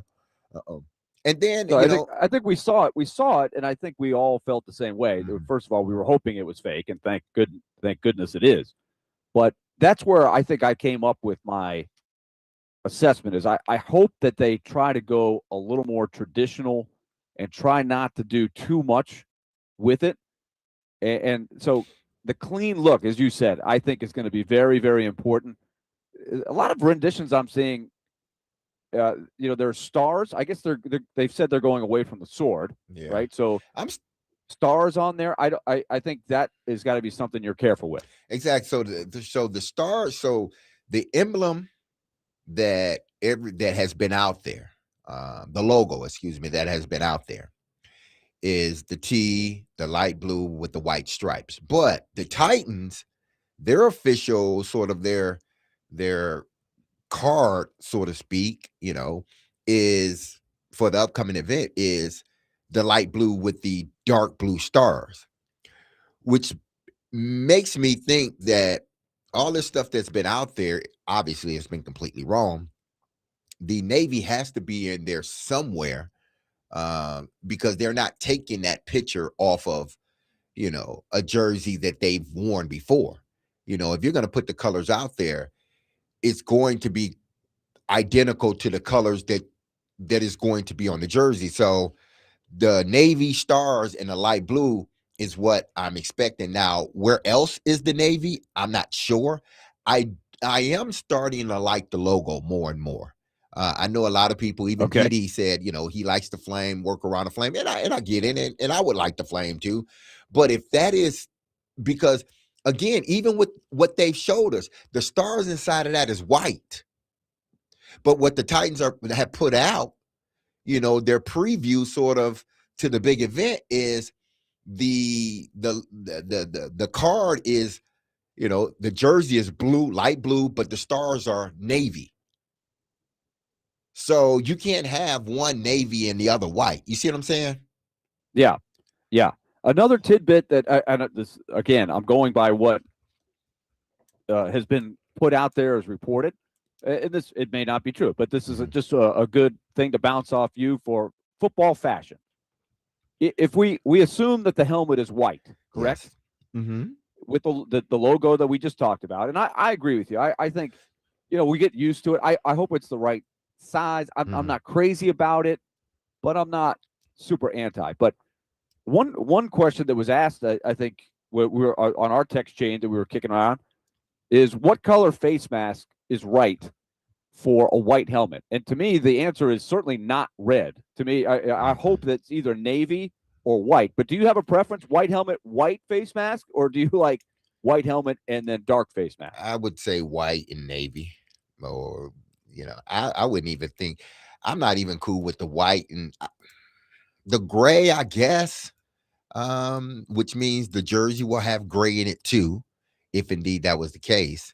Obviously, they put a white face mask. The jersey is going to be white. The home jersey or away jersey would be white, one or the other.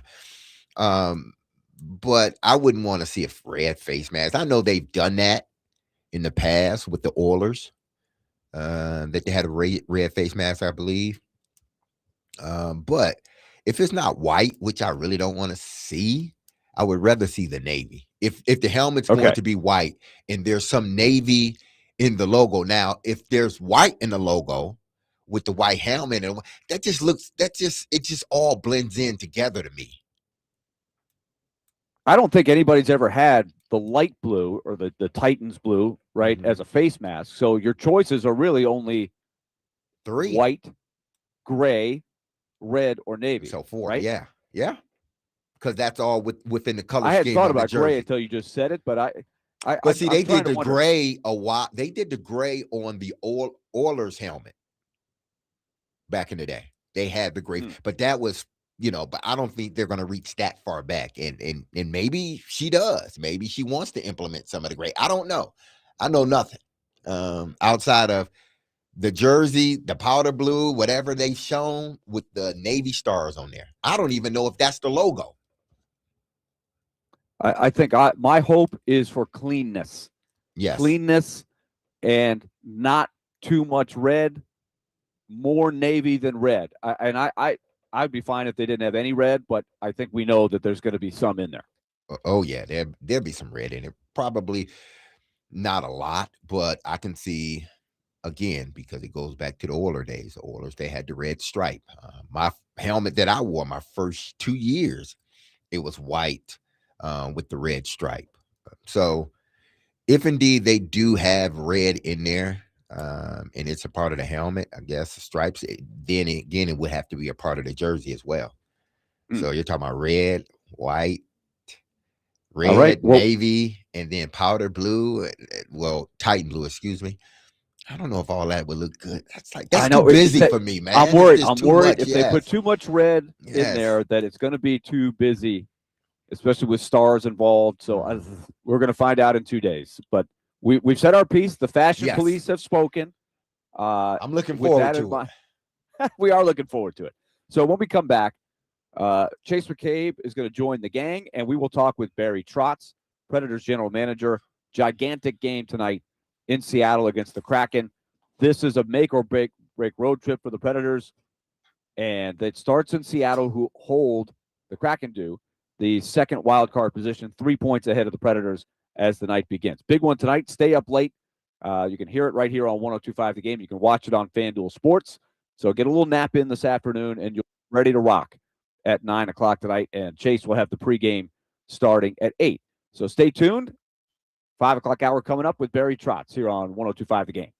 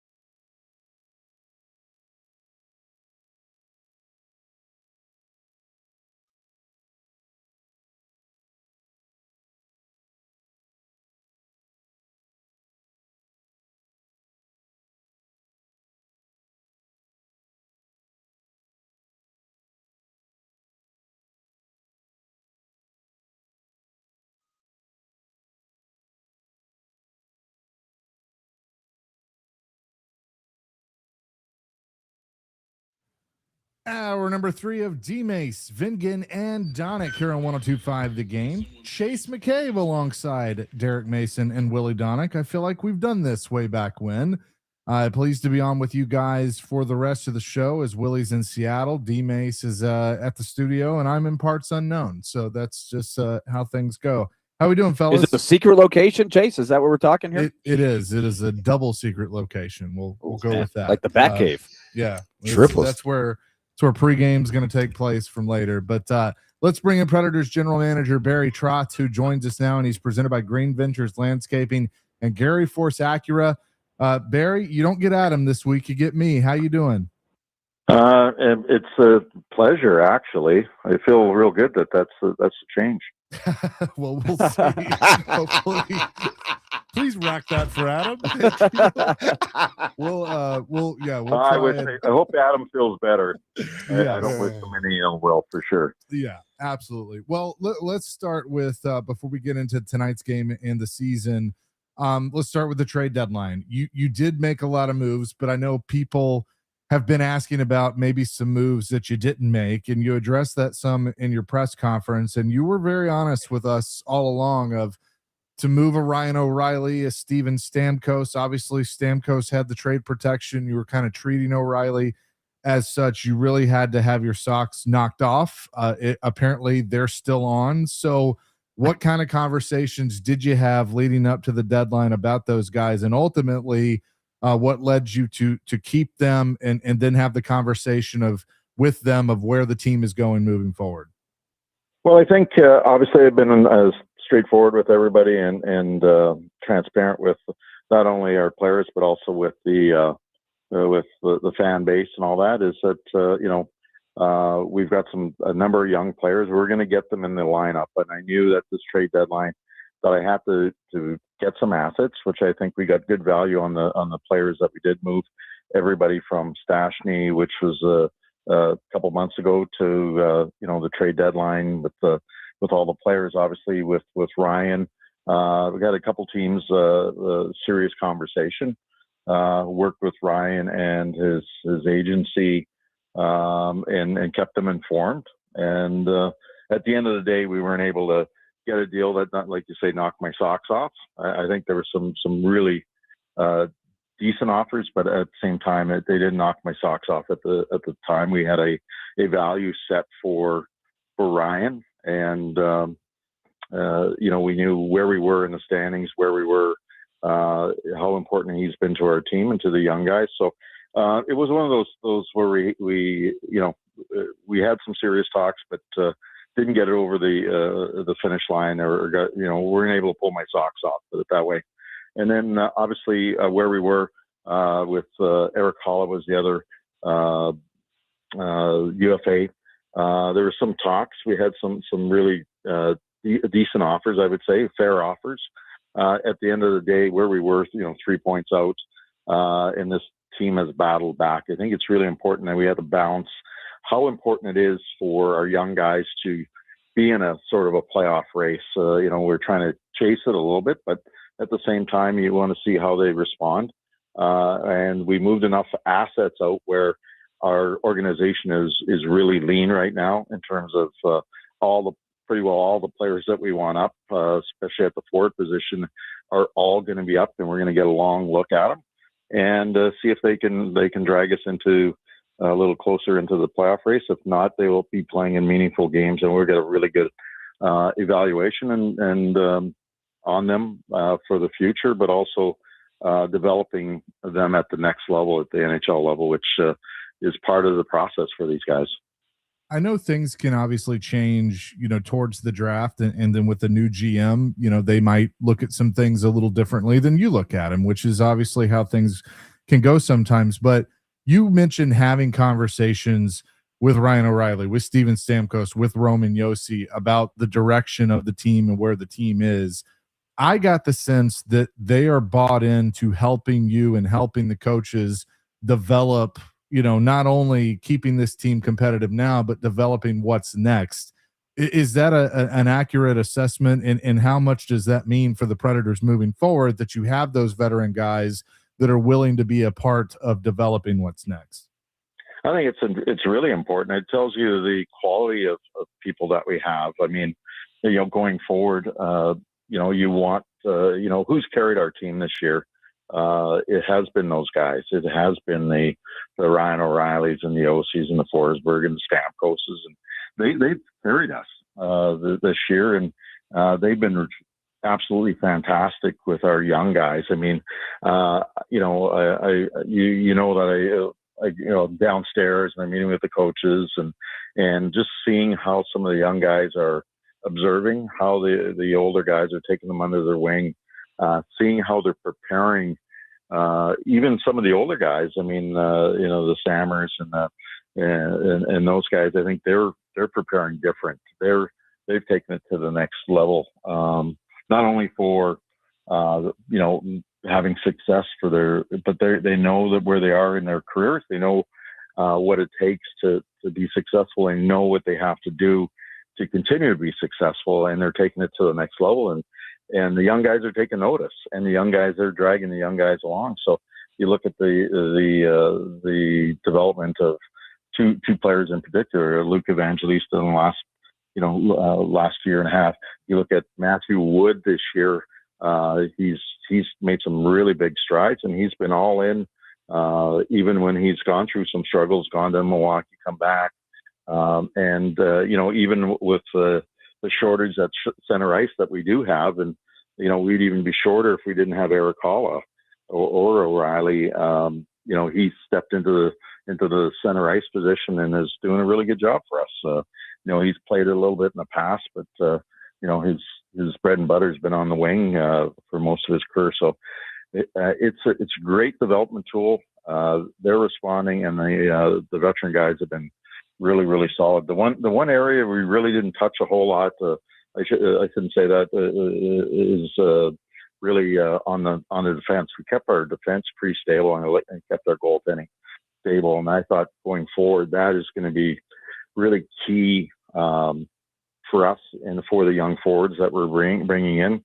If we can stabilize the back end and our goaltending, then every night our young guys, will have a chance if their mistakes are made or anything like that. So I think we're in a really good spot. We've got lots of draft capital, and we've got a lot of players that are, I'll say, marinating or developing at the different levels, be it the juniors, the college, or in Europe. So we're going to have a wave of young guys coming, and you're going to need a couple of veteran players, and then for the people who are wondering about timing, there's not much for free agency, I don't think, this year. So I'm still going to get asked about Ryan O'Reilly, and still asked about Stamkos, and still asked about, the Roman Josi and Saroses and our older players, because they're quality players. So going forward, they have value, and as long as they want to be a part of what we're doing here in Nashville,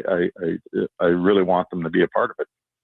Preds GM Barry Trotz is with us. Now, I've tried to help you out some by explaining when people look at a 2028 draft pick and go, well, we're not going to see that guy for a while, and explaining that, as you just said, you have draft capital. I look at it as a form of currency. It doesn't mean you necessarily have to draft a player in 2028. You have those assets, and the next GM will have those assets to be able to make those trades and add to the team. Was that something that you really wanted to set out to do, knowing that you had to move you wanted to move some of these expiring contracts to keep that cupboard full, to have that draft capital and that currency? Yeah, absolutely. For people, you have to understand that there's a number of players that are going to come out in the next couple of years, and they're going to be, they'll say, value contracts. And you're going to get to a point with this team where they're going to mature. And when I say the young guys are going to mature, and you're going to need that, those extra picks to add a player, because you're put in a playoff push. You're adding pieces like you saw the Colorados and teams like that do. So I'm trying to put as many balls in the new general manager's hands, so that he can continue to build on this group of young players and add some players in the future. I think we have 33 or 34 picks in the next 3 years. And I can tell you, I think we have 11 or 12 this year that we're probably not going to draft 11 or 12 players. We may only draft 7, and then we'll move those picks back and see if we can get some assets next year and keep doing that and keep adding on to it and making some good decisions on, if a player is trying to move on or to move a player or to move a player for a different profile or position. We'll have that ability to do that, and that will give a lot of flexibility and a lot of bullets in the new general manager's holster. We're talking with Barry Trotz, Nashville Predators GM. Now, Barry, you talked about potentially when the new GM comes in. Did you think about that when you decided not to, whether it was Hala or it was contract, I think is over with, but guys like O'Reilly, did you feel better leaving that up to the next GM that they will make the decision whether to trade O'Reilly or Stamkos? Yeah, no, I thought about it, but it really, I was in a position where I quite honest, I want to do what's best for the group now and going forward. I mean, I know, that Ryan will be into his last year with our franchise. So at the trade deadline, sometimes you can get a little bit more, but you have to take the value of what Ryan can bring to the group. And also he still has value. He has value to our team now and next year. He has value. If Ryan says to, hey, I want to, move and see if I can take one more run at the cup. You still have lots of value. He's got a really high, around the league. He's performed at a high level, and I don't see him slowing down a whole lot. This year, next year, he hasn't changed a whole lot in the last couple of years. So that Father Time will always win out, but at this point, you see players, playing well into the deep 30s, especially the players that are committed to as Ryan is and how good Ryan is. Now, I know you guys only won one of your last 3, but how do you think after the trade deadline, how do you think your team has responded on the ice? Well, I think, since the trade deadline, I thought our response, even right before when we had some guys out, I thought we had played a real strong game. And in Columbus, I thought we played obviously a good game against the Bruins. I thought with all the different pieces, moving pieces, and the number of guys that were trying to get in the last minute, they did a really good job. And I thought we had a really good game against Buffalo. I really did. You saw it, Buffalo and Tampa went at it the other night. Buffalo is a legit force in this league right now. They may be the hottest team in this league in the last 2 months. They got a huge defense. It's been 13 years they've been building that, and it's starting to pay dividends for them. And they are a really, really good hockey team, and we played them hard. We just didn't get the win. But I thought we played really, really focused hockey and not giving up much, but sometimes we're just falling a little bit short. But our team has been playing quite focused, and obviously today is a big test for us because Seattle is the one team that that's in that playoff spot, and we're chasing them down and see what we can do tonight. Barry Trotz is with us, Predators general manager, and Barry, take me through the last couple of days leading up to the trade deadline, because there's always that term thrown out there: buyer, seller, stand pat, all of that, and yours. And you said this, right? The last couple of days, it was difficult to do it. You've been a coach, right? So you know what it's like when one of your players is traded right before the deadline. Everybody's on edge. Who's staying? Who's going? How tough was that to do what you had to do for the big picture, at the same time knowing what it's like sort of in that bunker as the coach? Well, it's really tough for the group in the room because and I said it, I think, in a press conference, is that everybody is, as a fan, as a just a I'll say a armchair general manager or armchair coach. Everybody has the answers, but if you really you think about a guy's family, like you got kids and that, and you're saying, you get traded, and you got to go from, usually when someone changes jobs, they have few weeks, a month to pick up their life and move it to another city. These players have literally 3 or 4 hours, where it's almost like being in the military. Is you get the call of duty, and you may leave your family for 2 or 3 months, depending on the playoff run, the ages of their kids. Everything falls on their wives and their family. That is more difficult than it just as a fan or just an innocent bystander or armchair quarterback, whoever you want. It is very difficult for those guys, and there's got to be a little bit of sensitivity to that. So it's hard on the players, it's hard on the family, and I recognize that, because I was downstairs and I've seen guys that you've had relationships for years, and coaches build relationships with players build relationships with teammates, and then all of a sudden they get a phone call, and really minutes later they're gone. And it is a very difficult time for the players and the coaches. I know I go down as a general manager. I used to be as a coach. You didn't want to see the general manager after he's made a couple trades and moved some really good people out.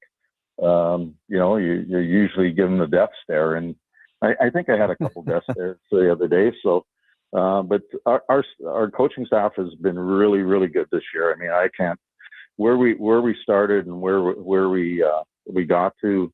Players are developing. They've built a really good culture down there. So I give them a lot of credit. I give the players and the leadership a lot of credit too. So they've handed, they at times have handed them a little bit of a difficult hand, but that's where we are in our development as an organization. We're trying to get more and more young kids into the group. As I came and took this job a few years back, I said, I got to build a new core. And we are building a new core, but it takes time. It doesn't happen overnight. It happens, you get an accelerator with those game-changing type of players, be it a Celebrini type of player or a Crosby or those guys, and Ovechkin. Those are accelerators, but we haven't been able to draft that yet. And hopefully in the future, we have that. If we don't, then we've got a really good base there, and we're going to have to rely on some shrewd trades and some free agency down the road, and we'll be set up for a long time. I want to get into the knock your socks off part of this as it relates to really any of the guys, but certainly you heard this all the time. Like, hey, you could get a pick, maybe it's a first-round pick and a prospect for so-and-so.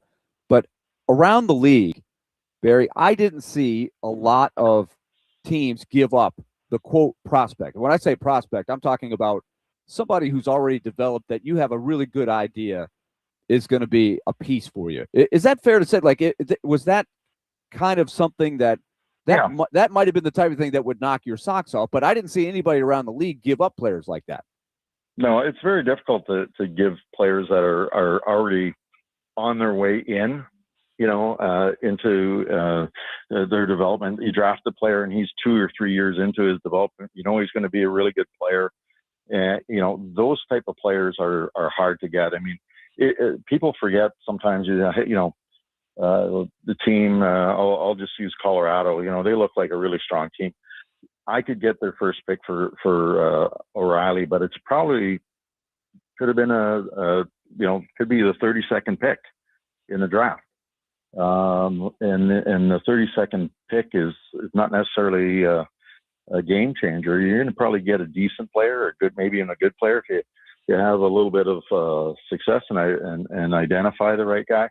But it's probably not going to be a game changer unless you get a little bit lucky. So, when those teams, especially the teams that are all loading up, they're really offering you the 25, 26 to 32 type of picks, which are good players, but they're not the game changer. So if someone had a player who was a top 10 type of player, then those are the type of players that can change your franchise a little bit. So They're not given away very often. Yeah, and that seems to be something that is happening less than maybe it did 20 or 30 years ago. And then the other part of this gets talked about a lot is your conversations with Ryan O'Reilly from the start. And I think anybody who's gotten to know Ryan O'Reilly or been around him, and you build him from the day you signed him that summer, that this is a guy that has such a massive impact beyond what he gives you on the ice. I think anybody who's been around him would understand why you would give him the respect of saying, look, you don't have a no trade clause, but I'm going to treat you as such. But you heard some people in spite of that say, well, I don't care. He doesn't have a no trade clause. So just do it. I know that I couldn't look a guy in the eye like Ryan O'Reilly and say, I'm going to treat you like you have a no trade clause and then turn around and trade him without going to him. So maybe go through that process as to why you would give a guy like that type of respect. Well, I think when I signed him, he wanted some protection, and I gave him my word that I would treat him with respect. They have my word. If I don't have my word, then what do I have? It's easy to, like I said, to be an armchair quarterback and go, I don't care. Well, then I don't have a lot of respect for, if you don't have, your word doesn't mean anything, then I don't really have a lot of respect for people that don't live up to their word. So, at the same time, I want to be fair. I wanted him to be part of the process, which I gave him my word I would, and we've done that. And there was teams. He had some teams that he said if they knock your socks off, he said I got a couple teams here that they have a potential to knock my socks off. If they are or not, I don't know. And he said, if it knocks your socks off, I want to do what's best for the Nashville Predators. And he's honest about that. And I respect that, because he could say, I wouldn't go there. I'll please don't trade me there. Do that. I have a lot more respect for Ryan O'Reilly, and he has a lot more respect for me by, honoring our words, and we'll work together to do what's best for the franchise. And he knows that, and I know that. Barry, the last one I want to ask you is you made this point during the press conference, but I think it's one that from here going forward, this will be something to watch. You've got tonight Matt Wood skating with Philip Forsberg, young guy trying to become a center with a veteran all-time leading goal scorer. You've got a guy like Eric Haula playing with Joachim Kemmel and Zach LaRue, a couple of young first-round picks that are just getting to the surface. The center position is so important. And I was thinking to myself, would I rather have a pick, let's just say it's a third-round pick or a second-round pick, whatever you might have gotten for an Eric Haula, and instead of Kemmel and LaRue, they might be playing with a center you have to pick up off the waiver wire or somebody who's a minor leaguer, or are they better off playing with Eric Haula? What's more valuable? I think you hit on that, right? That's sort of the idea here going forward is you play meaningful games, but you've got young players that are playing with veterans and in a position to succeed. Yeah, absolutely. I mean, we've had great success, finding, you look at the Smith and McCarron and guys like that.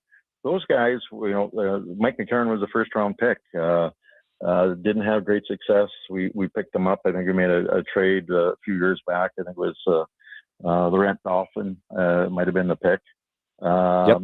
And we developed Mike McCarron, helped him find his path, and he's been a really good player. Same with Cole Smith. And we've got second and third round picks for those guys. So there's other ways of getting picks.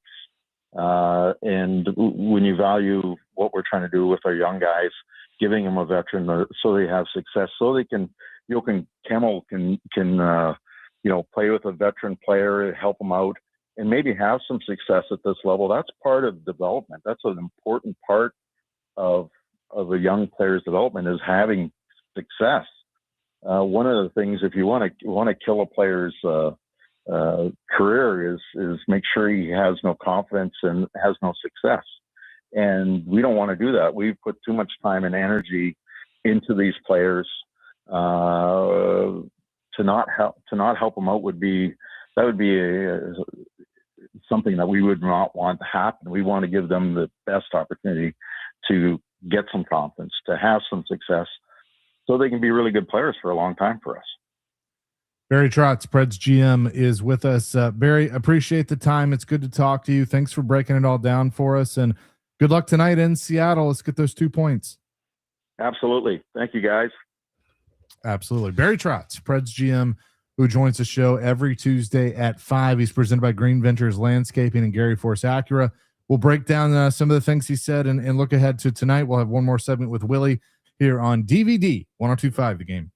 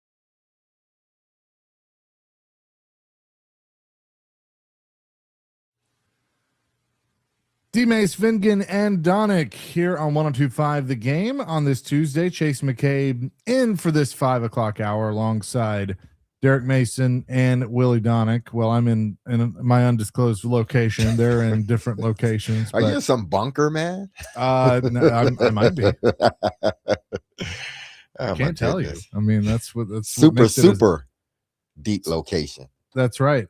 Chase, Willie, and D-Mace once upon a time. So the band is back together.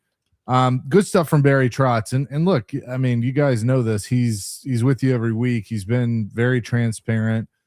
He likes to use the analogy of the plan's in pen, the path is in pencil, and that was some of it. And I know there's been a lot of criticism about the trade deadline, but I feel like going into this, you weren't going to be able to make everybody happy. You're never able to make everybody happy. I think ultimately he added some draft capital and some currency for the next person to use. He's made this thing, we'll see what happens in the future, but if you weren't going to get exactly what you wanted for Ryan O'Reilly, then I think he did the right thing by holding on to him. Well, I think the most important thing that I think he verified there is what I asked him about. What was the best offer? He's not going to tell you specifics of what the best offer was for O'Reilly. But if you look around the league, name me a team that traded a top prospect at the deadline. Nobody. Nobody traded the top prospect. So, and as he made the point, and Adam, to his credit, he was the one that brought it to our attention. The study, and I think it was Daily Faceoff that did it, about the average first-round pick position. If it's a team that's going to go for Ryan O'Reilly, it's a team that's going to be in the playoffs and a team that could make a playoff run. So that the average position is right around the 25th pick. And so would you rather have the 25th pick and maybe it's the 25th pick, for if let's say you could get 2 first-round picks, 2 25th picks or something like that. Right. Is that more valuable than what Ryan O'Reilly gives you and what you could get for him next year? As he made the point, you could trade him the next GM could trade Ryan O'Reilly next year as a rental and probably get a really good price. Now, I get it. He may get injured next year. He may not have as good a year as he's having. But Ryan O'Reilly has so much street cred around the league. Even if he's not having a great year, he's a center that is a winner. He will be a commodity next year as well. So to me, the key point is, like, if you could have gotten Philip Forsberg, right? That guys aren't trading Philip Forsberg anymore. The Predators traded Marty Erat and got Philip Forsberg. Yeah, they're not doing that because David Poile fleeced Washington, and nobody's going to fall for that again. Right, but I think people used to do it more. Like there was a famous trade years ago when the Predators first got in the league. The Flames traded Joe Nieuwendyk to the Dallas Stars for Jarome Iginla. Yep, and a great trade for both teams. Right, Nieuwendyk helped the Stars win a cup, and Jarome Iginla became one of the greatest players in Flames history. But you don't see teams give up their top prospects anymore. It would be one thing if you could do that, but I think there's a misconception because all the reports of what you could get for O'Reilly, I don't know that it really manifested itself this year. If you look around the league, there were some teams that were dangling centers, maybe not as good as O'Reilly, but close, like Vincent Trocheck, that just didn't get blown away, and they're like, we'd rather keep this guy. Well, here's a part of my theory too to kind of back that up. I mean, and look, and I'm not saying it was a hard and fast that he would have done this, but I think he was looking for a top center prospect, which don't grow on trees. And so therefore teams are not going to be as willing to trade that. But I think if a team had called him and said, Barry, I'll give you this guy, he's one of my top prospects and he plays center, then he might have done it. But I don't think he got anywhere near getting that call. And so therefore that to me falls under the, knock my socks off, which I'm okay with. And it's because these teams, and like you said, they're not trading top prospects, but these teams are not going to part if they have that top center prospect that they know can play many, many years for their team. They're not going to let him go. Right. So I think that is what I would say. And I'm not saying that Barry Trotz is above all the criticism, right? Everybody in every city. I mean, flip on a show in Toronto right now about their thoughts on how the Maple Leafs handle the deadline and all of these things. They're getting GMs at this time of year get skewered when it comes down to it. But like some other guys that were traded, for example, Bobby Brink, right? Bobby McMahon, guys who scored, let's say they're going to score 15 or 20 goals in the league.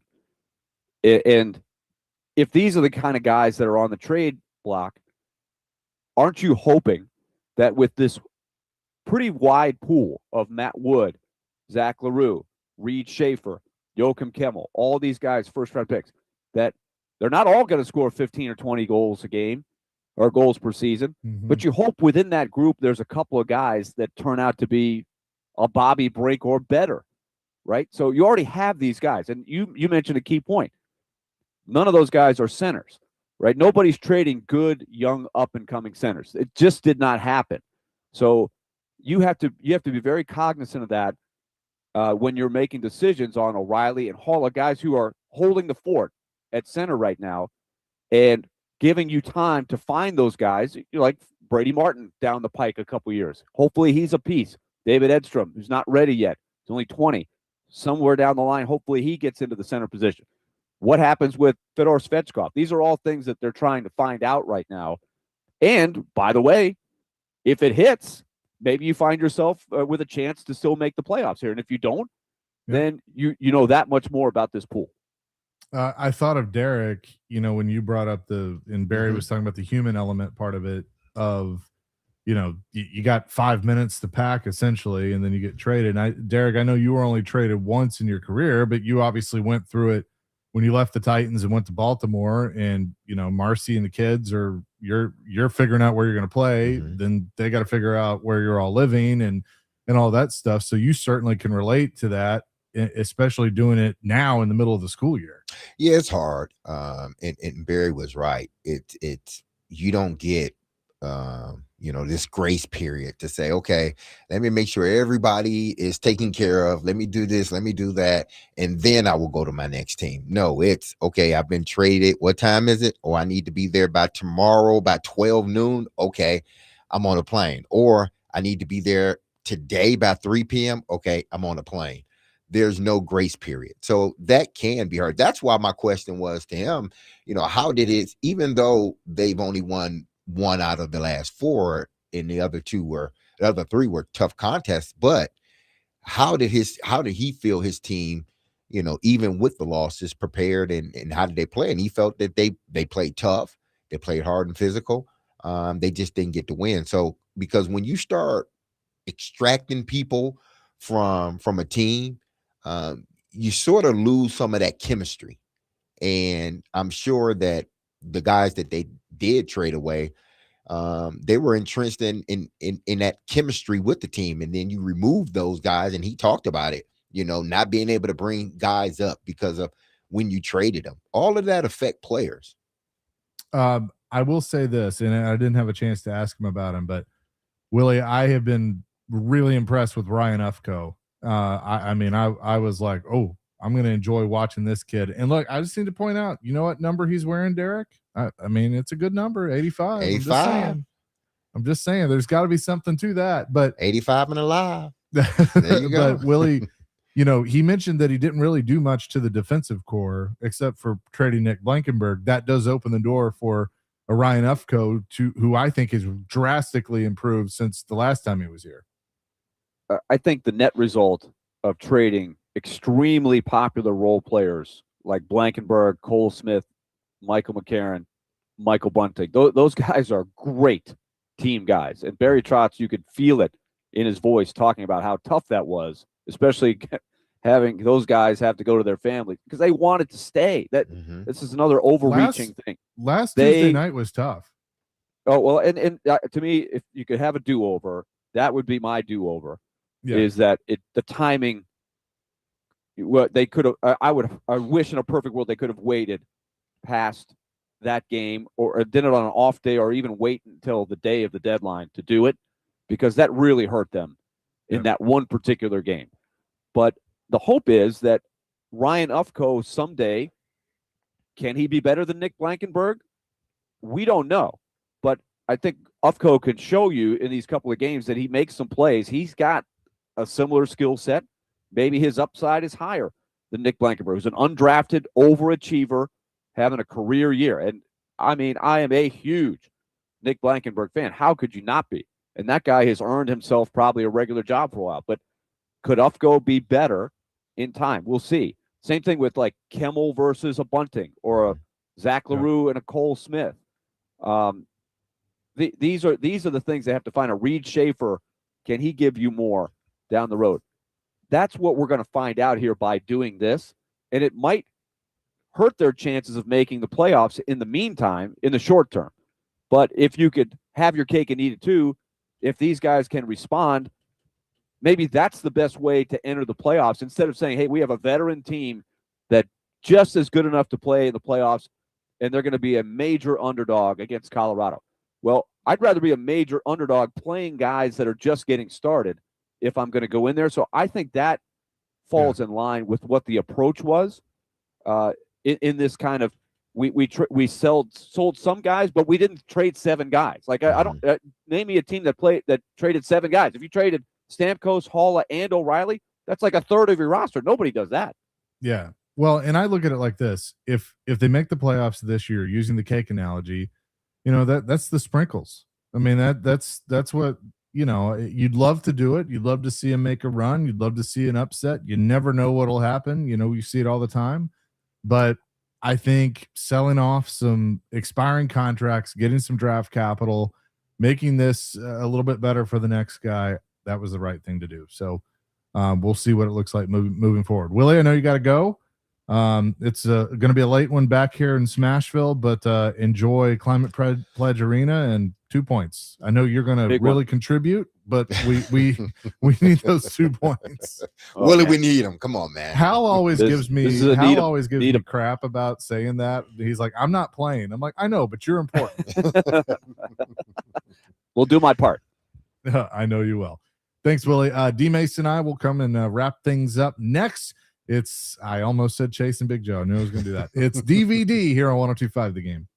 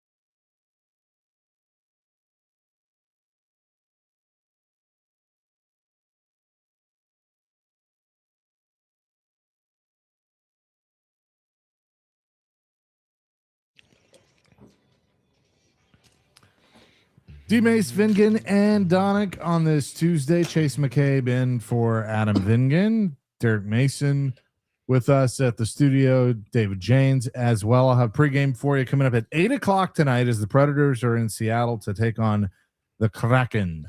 I'm looking forward to that. But day 2 of legal tampering is going on. It's been kind of today after a busy first day for the Titans, D-Mace. And But look, I like what they've done.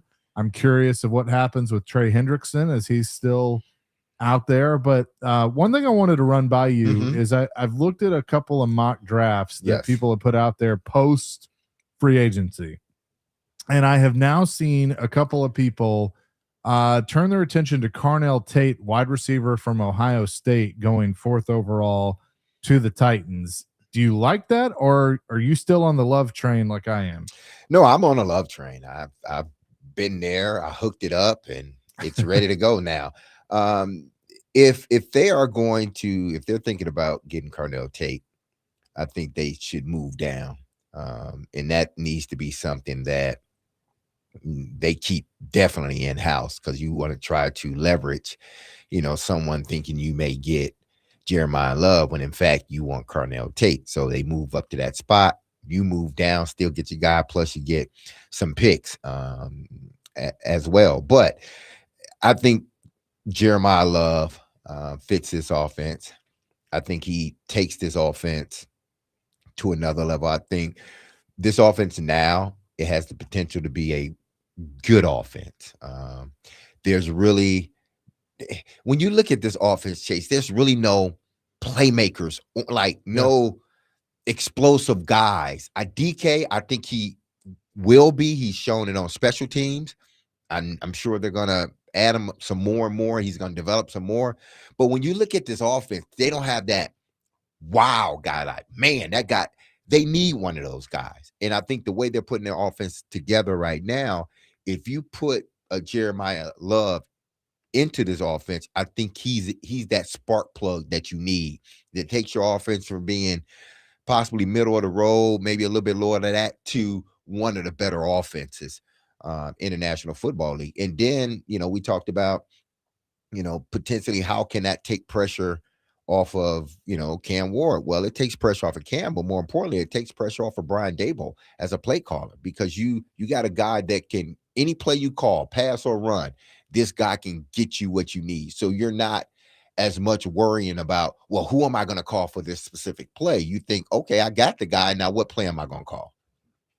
It's funny you bring up DK, because, and I know it's not an apples to apples comparison, but he does remind me a little bit of you in the sense of, he has the returning ability, I think there's a little bit of a chip on his shoulder, some of that dog in him. You're both 4th round picks. I know you're a little bit different. He's taller, but I feel with him, he was probably given more opportunities, early on than you were. So how can he use some of that on top of what I just said of having some of that dog and that chip on his shoulder? Well, he has to come back a different player. I said that about Alec once the season ends.